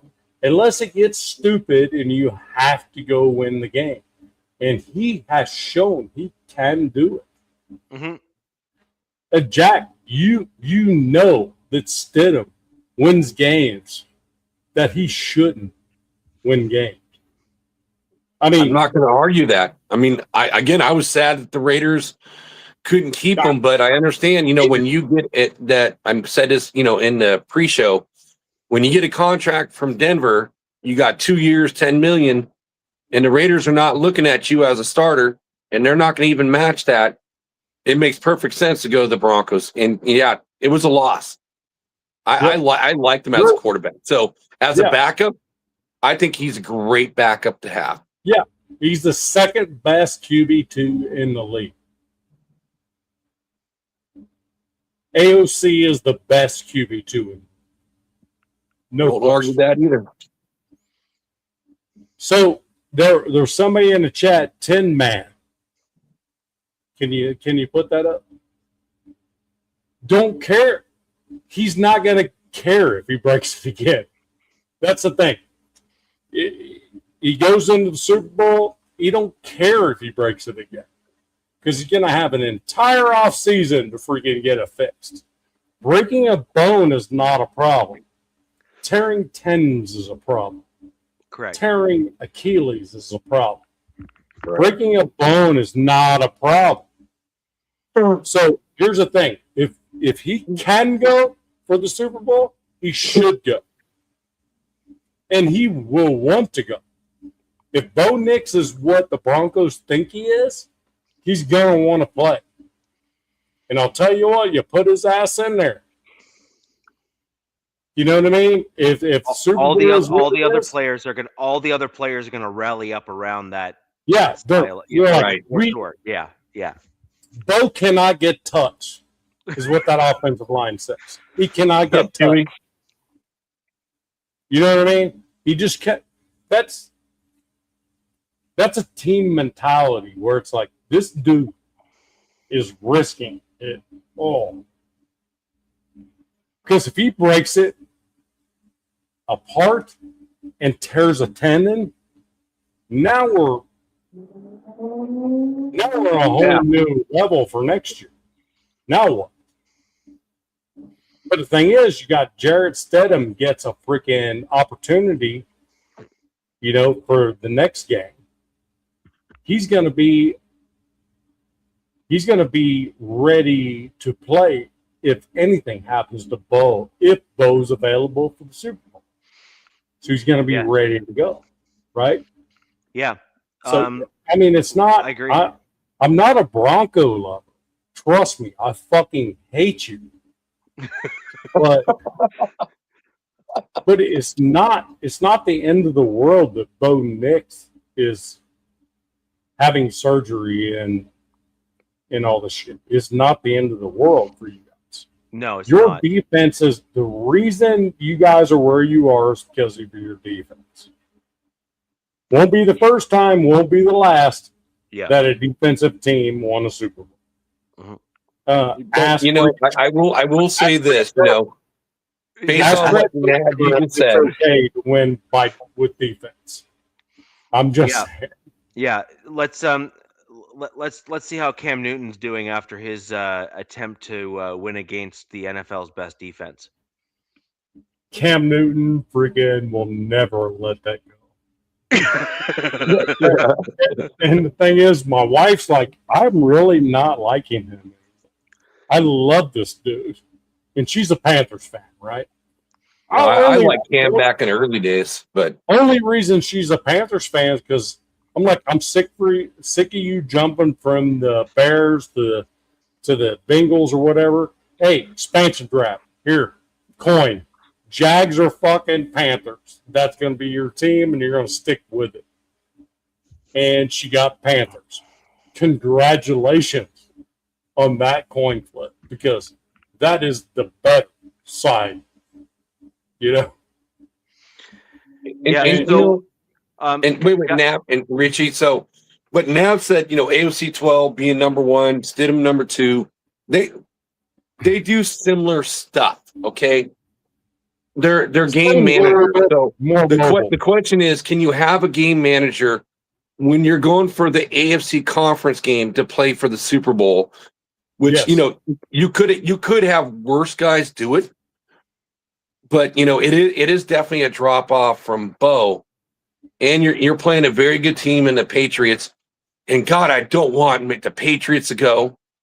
I don't want McShitnuts, to go to a Super Bowl and go, look, Raiders, you fired me as head coach. Guess what? I'm taking the team to the Super Bowl. You do this coordinator. Shut the fuck up. That's all I'd say to him. Well, here's the deal, though, Jack.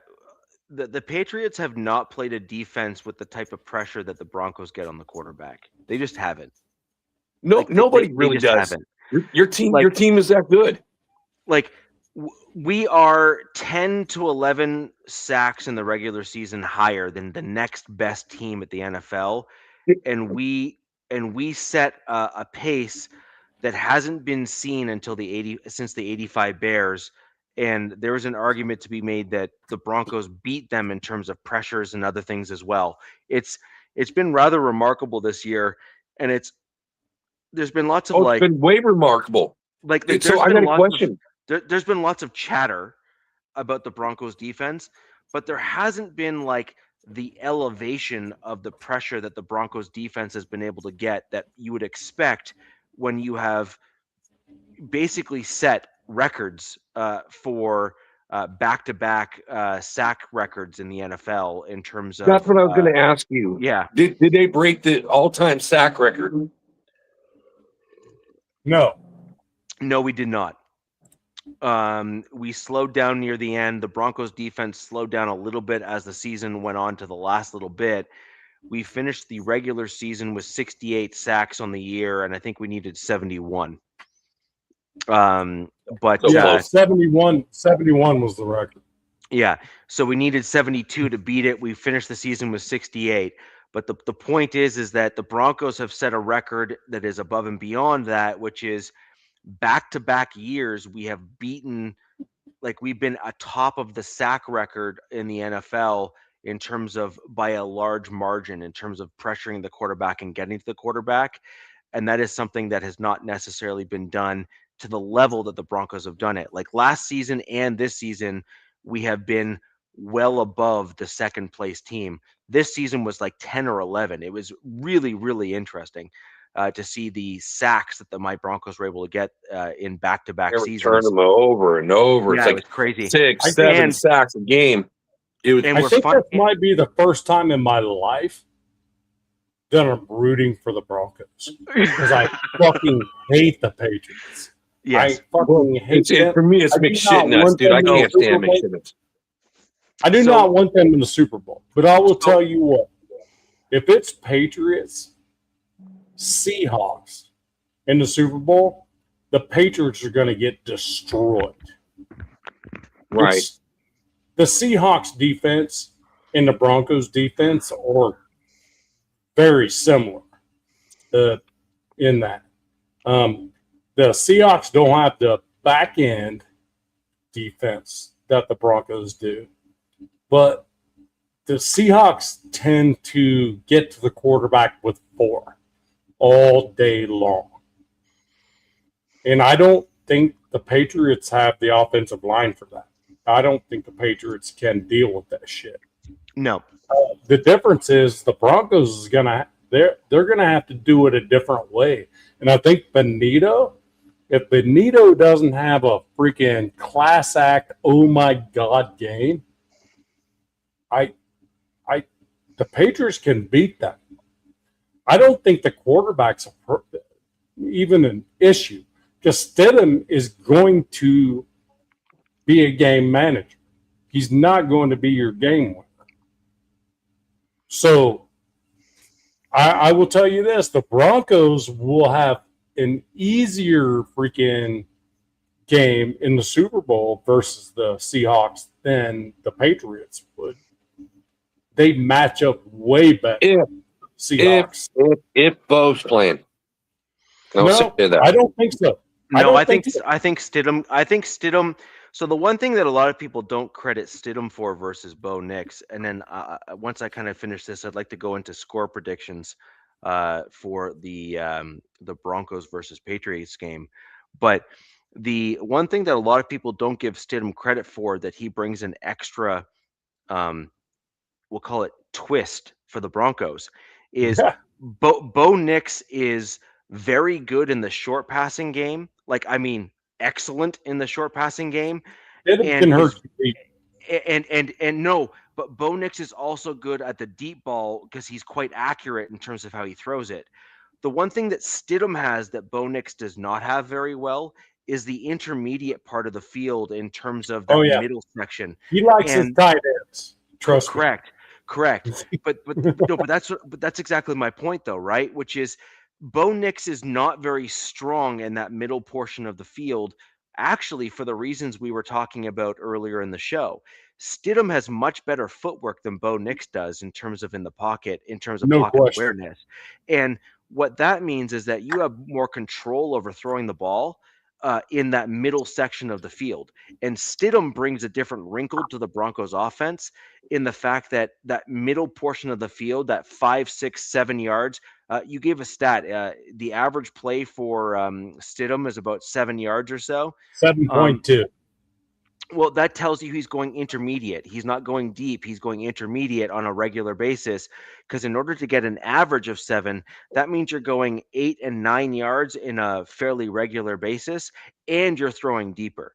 So it's going to be very, very interesting, actually, with Stidham, because tape from my Denver Broncos basically shows short passing game and long passing game, not very much in the middle. And so you don't have a lot of film to go off of in order to game plan. And Stidham is going to be a guy that's going to be able to open up the middle part of the field. So that's going to be a very interesting piece. So I want to actually close out with our roundtable score predictions for this game, Broncos versus Patriots. Jack, I'll start with you, get your feedback, and let's hear your score. Okay. So, again, before the season started, I had a prediction. I had the Broncos going to the Super Bowl. And I pretty much picked them every single week this whole year. I think maybe once, maybe twice tops did I not pick the Broncos to win this game. I think a really interesting matchup is going to be Gonzalez from the Patriots versus, Sutton. I just wonder if he's going to stick on him the whole game. Gonzalez is a beast, and you're shutting down the best wide receiver, on the team. And I actually had Denver versus, the Eagles before the season started. And that's what I rolled with because the Eagles were dominant. They're Super Bowl champs. That offensive line was great. Defensive line was great. But, for this game here, just because Bo Nix is out, and I know they're playing up in Denver, and they're both cold weather teams. And I know when you're playing with that type of altitude and living in Colorado, it's definitely going to help Denver. The Pats right now are like a 5.5 favorite. And the way they're playing, it's been pretty damn impressive. I will say that. So I think this is like probably only the third time I'm going to predict the Broncos to lose. I got the Patriots, and I don't see it as a very high-scoring game because of Denver's defense and Bo Nix not being in there and Stidham getting his first start. So I see the score being lower. So I got the Pats this week, 23-17, for their win. Sorry, Richie. All right. Nav, let's hear your score. Weird. I have 24-17 Broncos. Basically the opposite. And here's why. Richie, is that a home game for the Broncos? It is. Huh.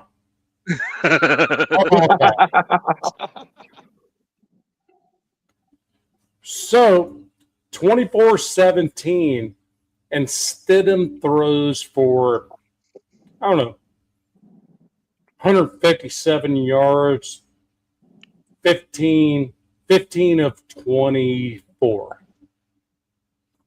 And McLaughlin and your boy, Harvey, gonna freaking take them apart. Their defense is gonna freaking kill Drake May. Drake May sits in the pocket for hours when he makes throws. Yes. That defense needs to be up the field on him constantly. Constantly. Let your freaking Surtain and all your dudes out there, Mims, all them motherfuckers, let them eat. There's a reason you have the top two corners in the fucking league. Let them eat. Just bring the freaking house. Stidham is not going to lose the game. He's not going to win it for you either, unless he has to. That's my thought process. The Broncos are moving on to the bowl. That's my pick, and I'm sticking to it. So my sensible side to me here says the team is going to have to adjust to Stidham. There's going to be growing pains that are just simply going to be natural to occur. The fact that it had to occur this late in the season, et cetera, et cetera. Wide receivers are going to be used to catching balls from Bo, yada, yada, yada, so on and so forth. Okay, cool. So if I'm going for my sensible side, I think this is going to be somewhere. I do have the Broncos still winning, but I think it's going to be like a 21-19 kind of game. Broncos win close again, that sort of thing. Now, that's not what my actual score prediction is, though. What have the Broncos done all year? They've won those. Yeah, they've won 21-19 or won like whatever. Right? So yes. Like the sensible side of me is calling 21-19 Broncos win. The other side of me is actually looking at this from a different perspective. I think that this is a different sort of game, and I think Stidham has something to prove. This is the last year on Stidham's contract. He's Right. going to want to show that he deserves a starting position in the NFL. There are too many other teams out there that need starting quarterbacks, and he wants to be one of them. He has already said that, by the way, to be clear. He is salty that the Raiders didn't give him the opportunity, and That- he wants and and he I wants am, and I'm pissed yeah, about that. right. Trust And me, so I'm and so upset about. and so my prediction for the Denver Broncos game, the actual score prediction, is I think this is going to be a twofold game. I think this is going to be I think the defense is pissed off for Bo Nix. I think that the team is going to rally around Bo Nix in general. I think that the actual score in this game, I'm going to throw out my sensible side, the side that would normally kind of say like stay a little bit more grounded and stop being an idiot. But I actually think that there's an X factor in this game when I'm looking at the bigger picture. I have this as a 31-23 game Broncos. And Wow, I'm high gonna, scoring. yeah. And here's where I'm at, and this is Not why. actually a high score, to be honest No, with you. no, it's not a high score, but it's higher than most people are predicting. So that's why I'm calling it out. And this is why I think it's right. Number one, Drake May holds onto the ball too long, and we have a way better secondary that they're used to playing, and we have a way better pass rush than they're used to playing. I predict that Drake May is going to get slaughtered. Oh, like slaughtered. I have 6 sacks. Yeah, That's my prediction. 6 sacks. I also think that Drake May is not used to guys like Bonito and Cooper, No. and he's who are like track stars basically on the defensive side of the ball. And I think that he's going to be surprised that Benito's going to be back there saying, "I'm right here for the ball, bro." Like, yeah, like the moment Benito does not rush the passer, he's going to get a pick. Yeah. You know, Okay. Yeah. It's one of those. You know, Yeah. Richie, I do have a question for you. Who oh no, is that the Bears? Who's their left guard? Or maybe the left tackle for the Patriots? Um, Didn't he come from the Chiefs?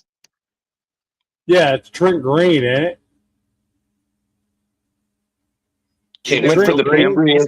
Isn't it Will? Is it Will Campbell?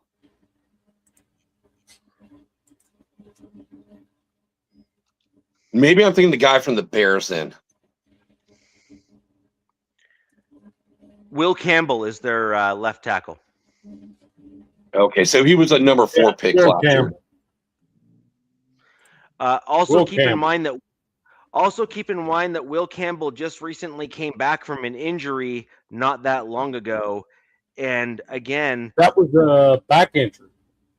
yes, and let's remember the Broncos have had, because of their persistent pressure, they have had several offensive linemen that they've gone up against get knocked out of the game because of the pressure and aggression that they are showing on the defensive side of the ball. This is also why Vance Joseph is looked at as a legitimate candidate for head coaching opportunities in the NFL this cycle. Right. Is that he is getting his defense playing at a level that is arguably historic, right? And so, Right. I do think that you're going to see a lot of pressure from my Broncos defense. I think you're going to see a lot of quarterback hits. I think that you're going to see what we saw with Josh Allen, which is with Drake May, by the way, like a transposing of what we saw with Josh Allen, is that Drake May is going to he's going to feel pressured to have to do everything. He's going to feel pressured that his internal clock is being sped up. He's not used to having guys meeting him in the backfield as often. He's not used to getting hit as frequently, and that's going to mess with his head. So there is that other guy as the right tackle on the Patriots. Okafor is a pretty damn good fucking tackle. Just saying. Right, but so now most of that pressure is going to come up the middle. Right, but here's my question on this, though, and this is an interesting one. How does Okafor do against guys that get off the ball at like point Lightning something? beam? Well, you don't have to mess with them. You just come up the middle. You pressure up the middle. No, but my point is that if you Velociraptor on both of the tackles, and that they can't handle speed, and my two starting edges are number 1 and number 2 in terms of speed off the edge. Yep. Right, like pure speed, No, off I'm the with edge. you. I'm with you 100%. But why would you? Because their weakness is in the interior offensive line. No, but you kind of do that to basically sink Drake May. You do that because Drake May is going to expect nothing but pressure up the middle, and you just basically young quarterbacks do not like freaking upfield pressure. Nope. They can step into freaking outside pressure. You know what I mean? If I was the Broncos coach, Sean Payton, by the way, I'd be like, dude, let's just take you guys and just freaking roll your ass, stunt your ass inside on pure passing. You know what I mean? Leave one on the outside to contain, but what do you do to need to freaking stunt inside? Hey, I was gonna say, God, I'm like, we lost better than the Broncos. I know what he's saying right here.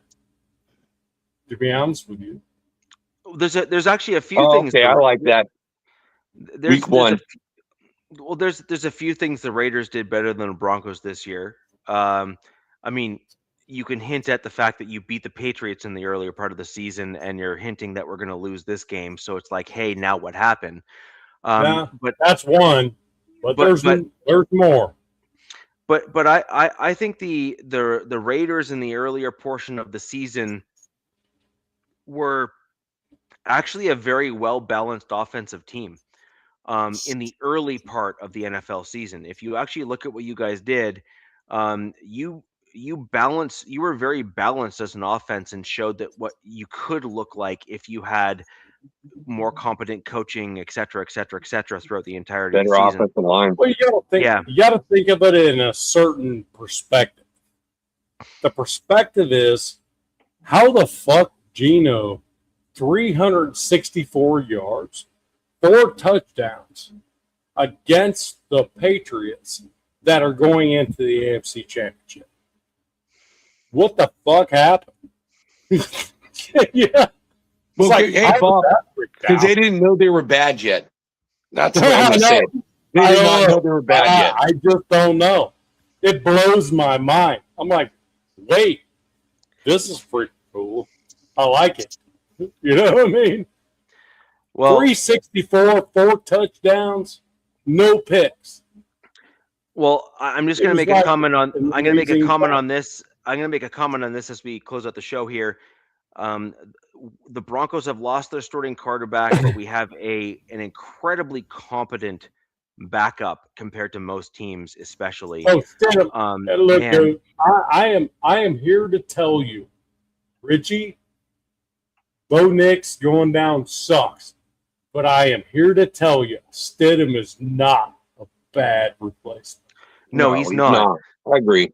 And so I would pump the brakes on the fact that we've lost to the Patriots, because it is certainly not a done deal that we are going to lose to the Patriots. Now, if the Broncos do lose, no, you're beating the Patriots. You have to do it. Yeah. Raider Nation asks you, please, do not lose to the Patriots. So I will Speak say for this. Yourself. I will say this. Get the fuck out of here. Broncos, I think. Hey, I think love the you know Broncos have a shit, good but shot. Hey, I think the Broncos have a good shot in this game. I think that even with our backup quarterback, he is very good, if not like he's basically like the 31st or 30th best quarterback in the league, Stidham, in my opinion, in that kind of ballpark. Yeah. And that basically tells you that he's basically a starting caliber quarterback that has found himself to a backup role. Same thing we talk about with AOC. Yes. You know, exactly. he's right on the edge of being a starter. Exactly. And so I think that the Broncos have found themselves in a good position given circumstance, and we will wait and see what happens. But my prediction holds true. I do believe that this is going to turn into a double-edged sword for the Patriots. I think that the Broncos defense is going to be something that they haven't faced before. They're not used to it. It's going to be hard to game plan against because they're well balanced in terms of the top to bottom, both the defensive front, the linebacking, and the defensive backs. They're just simply not used to dealing with a defense that is that well put together this season. And I think it's going to be a real problem for Drake May. Okay, so I got a question for you. Richie, your entire defense is absolutely 100% healthy, right? I mean, yes. There is like 0 dudes injured. Pretty much Jones. all the starters are. Brendan Jones. Okay, that's it? So, my backup got a pick in the last game against the Bills. Right. Beautiful thing. So, look, I'm not saying that it is like the biggest problem, but I am saying that Brandon Jones is like upper echelon, like he's an upper tier safety, right? Like he's not, it's not like a small loss, right? So I will tell you what, the Broncos' key to victory against the Patriots is first quarter, you fucking zero blitz him like the entire time. Make him uncomfortable. Even if he freaking beat you, don't care. Keep it going the entire first quarter. You know, I'm like, just bring it. Bring the freaking pain to him. Because I think Drake May is the dude that will bow down to that shit. I agree. I don't think he has the clutch gene. I think that he is. Yeah, I think he folds like bring that shit. Yeah. That defense needs to bring it to him every single play. Yeah. It's got to be 5 people rushing every single fucking play. Yeah, and the Broncos do have to watch out for Stevens. He is a good running back, so. Yeah, okay. Man, man, he's good. I'm just saying, it is the Broncos defense, though. I mean, man, I've been saying this the whole year. It's the best defense. I even said it was better than the Eagles. Pretty much the whole flipping year. I mean, overall, it is the best defense in the NFL. It is. I'm not going to argue that. I've been preaching that the whole year. The thing about it is, you have your backup quarterback, so the defense needs to do more than they've already done. You know what I mean? And I guess this is where we disagree. Like I said, Gonzalez against Sutton, Edge Gonzalez taking out the best wide receiver on the Broncos. And what we're going to disagree with right now is I think Spillane is still that type of player. To me, he's good. Sutton's not their wide receiver one. Who's their number one? You think it's Mims? I think Mims is actually the freaking target because Sutton's going to get doubled. I don't think you're going to have to double Sutton. I think they're going to put Gonzalez on him. No, they're going to double him. Gonzalez is in. If they double him, then they're going to put Gonzalez on Mims. Okay, great. No, then we throw no. Sutton. You know what I mean? I mean, it's beautiful. No, that's not it at all. I think you're going to see Sutton get double teamed, but then I think the Broncos are going to then shift to the death by 1,000 paper cuts. And so what you're going to end up right. Well, no, you're not going to go running. I think what they're going to do is use the RJ Harvey dump pass, and that'll gash him for 7, 8, 9, 10, 12. McLaughlin. McLaughlin exactly. Yes. Get the ball in the open field. Yes. It's fucking, oh my God. Yes. Don't. Yeah. And again, this is where I'm going to argue with both you guys. If Spillane's covering, then I think he's going to do well against those guys. Spillane I actually hold on. I actually think that you're going to see some interesting pieces. So Sean Payton is an aggressive play caller of the football overall, but he also assesses the defense based on his first 15 plays. he basically assesses the defense based on the first 15 to 20 plays, which he calls intentionally. Now, as a Broncos fan, I'm not going to lie. The first 15 plays piss me off most of the time because they don't work. Like, they don't actually get home, but they actually inform the offensive play calling for the rest of the game for Sean Payton. And so what they do is they set up future plays as the game goes on, and it's basically just a chess match at that point. So I think what you're going to end up seeing is you're going to see if we can get home on the early stage of the game and maybe get to 7 or 10 points and maybe be like 10-3 or something like that. I think you're going to see Sean Payton then start to really grind down the Patriots with the run game, and then the extension of the run game, which is going to be the RJ Harvey, the McLaughlin, Batty or Bidet, as he likes to be called, whatever. Is also a very great. He's an excellent pass catcher of the football. He is an equivalent to RJ Harvey in terms of catchability in terms of hands, and Bidet is a much better pass protector than both McLaughlin and Harvey. So you're going to see some really, really interesting things out of the running backs in this game as well. Guys, one last thing before we close out the show. Hey, I got told to shut up. Just so you know. Yeah, I saw. Let's simmer down, folks. I don't know which channel you're coming through on, but I rather like Navman. He has some very interesting takes and comes with stats and information. As far as Raiders fans go, he's within the upper echelon for sure. Trust me, there is way worse. I think. Well, no, you're in the upper tier of Raiders fans where you're not a complete I only homer. speak facts. Yeah, that's all. Yeah. So when we go ahead and look at some of the guys that the Broncos have brought back, the Broncos have A.T. Perry, who's an interesting wide receiver. He's a tall, fast wideout who we could throw into the mix here to kind of tip the scales in our favor. We also have Michael Bandy, who is a quick, shifty, but decently sized wide receiver who is a bit of a Marvin Mims proxy in terms of size and speed. And we also brought back a guy by the name of Brandon. He's going to come back, and he is a legit wide receiver. He bounced around the league, but he best fits in with the Denver Broncos. And part of the reason for that is he does a lot of the dirty work on the wide receiver position. He is a good alternative to someone like a Pat Bryant. Catches those kind of dirty balls, those ones that are kind of like the rough catches and the contested catches, that sort of thing. Every team needs one of those guys, and he is definitely someone that you can look out for to potentially step in and perform those types of plays. So I would not be surprised if he gets elevated for this game because we brought him in just today, actually, signed him to the team, and he will likely either be called up or will probably play. And also remember, Pat Bryant got hurt in the last game, and Troy Franklin got hurt in the last game with a soft tissue injury. So I would not be surprised if one or both of those wideouts are gone. So we're going to be elevating at least 2 wide receivers from the practice squad for this coming game. So keep that in mind.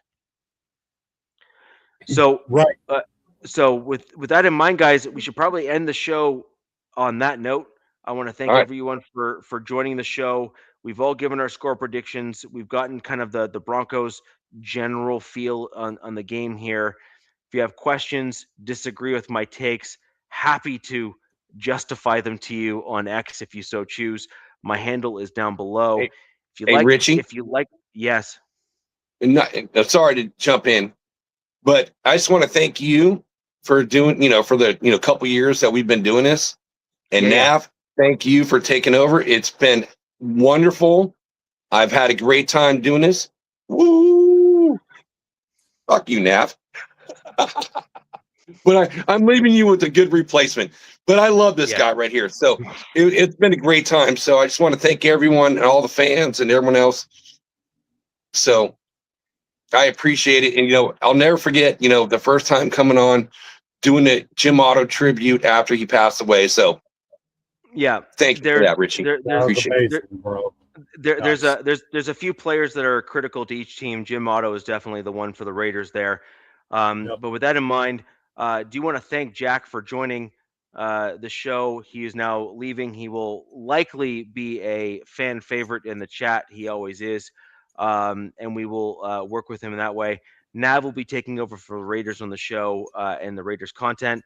But ladies and gentlemen, until next week, where the West Side is the best side, we will touch base and see how my Denver Broncos do in the playoffs. Hey, Thank you very much. Rich, Yep. before you go, do not let the fucking Patriots get in that goddamn game. Do not. You need to represent the fucking West. Do not let those Patriots in a bowl. Do not. I agree. I'm sick of them dudes. I agree. Sick of them. Don't do it. I agree. Ladies and gentlemen, until next time, peace. Fast lane when I pass in the street, bag of money in the passenger seat. Simcoe's been asking for me on the road from the west to the east.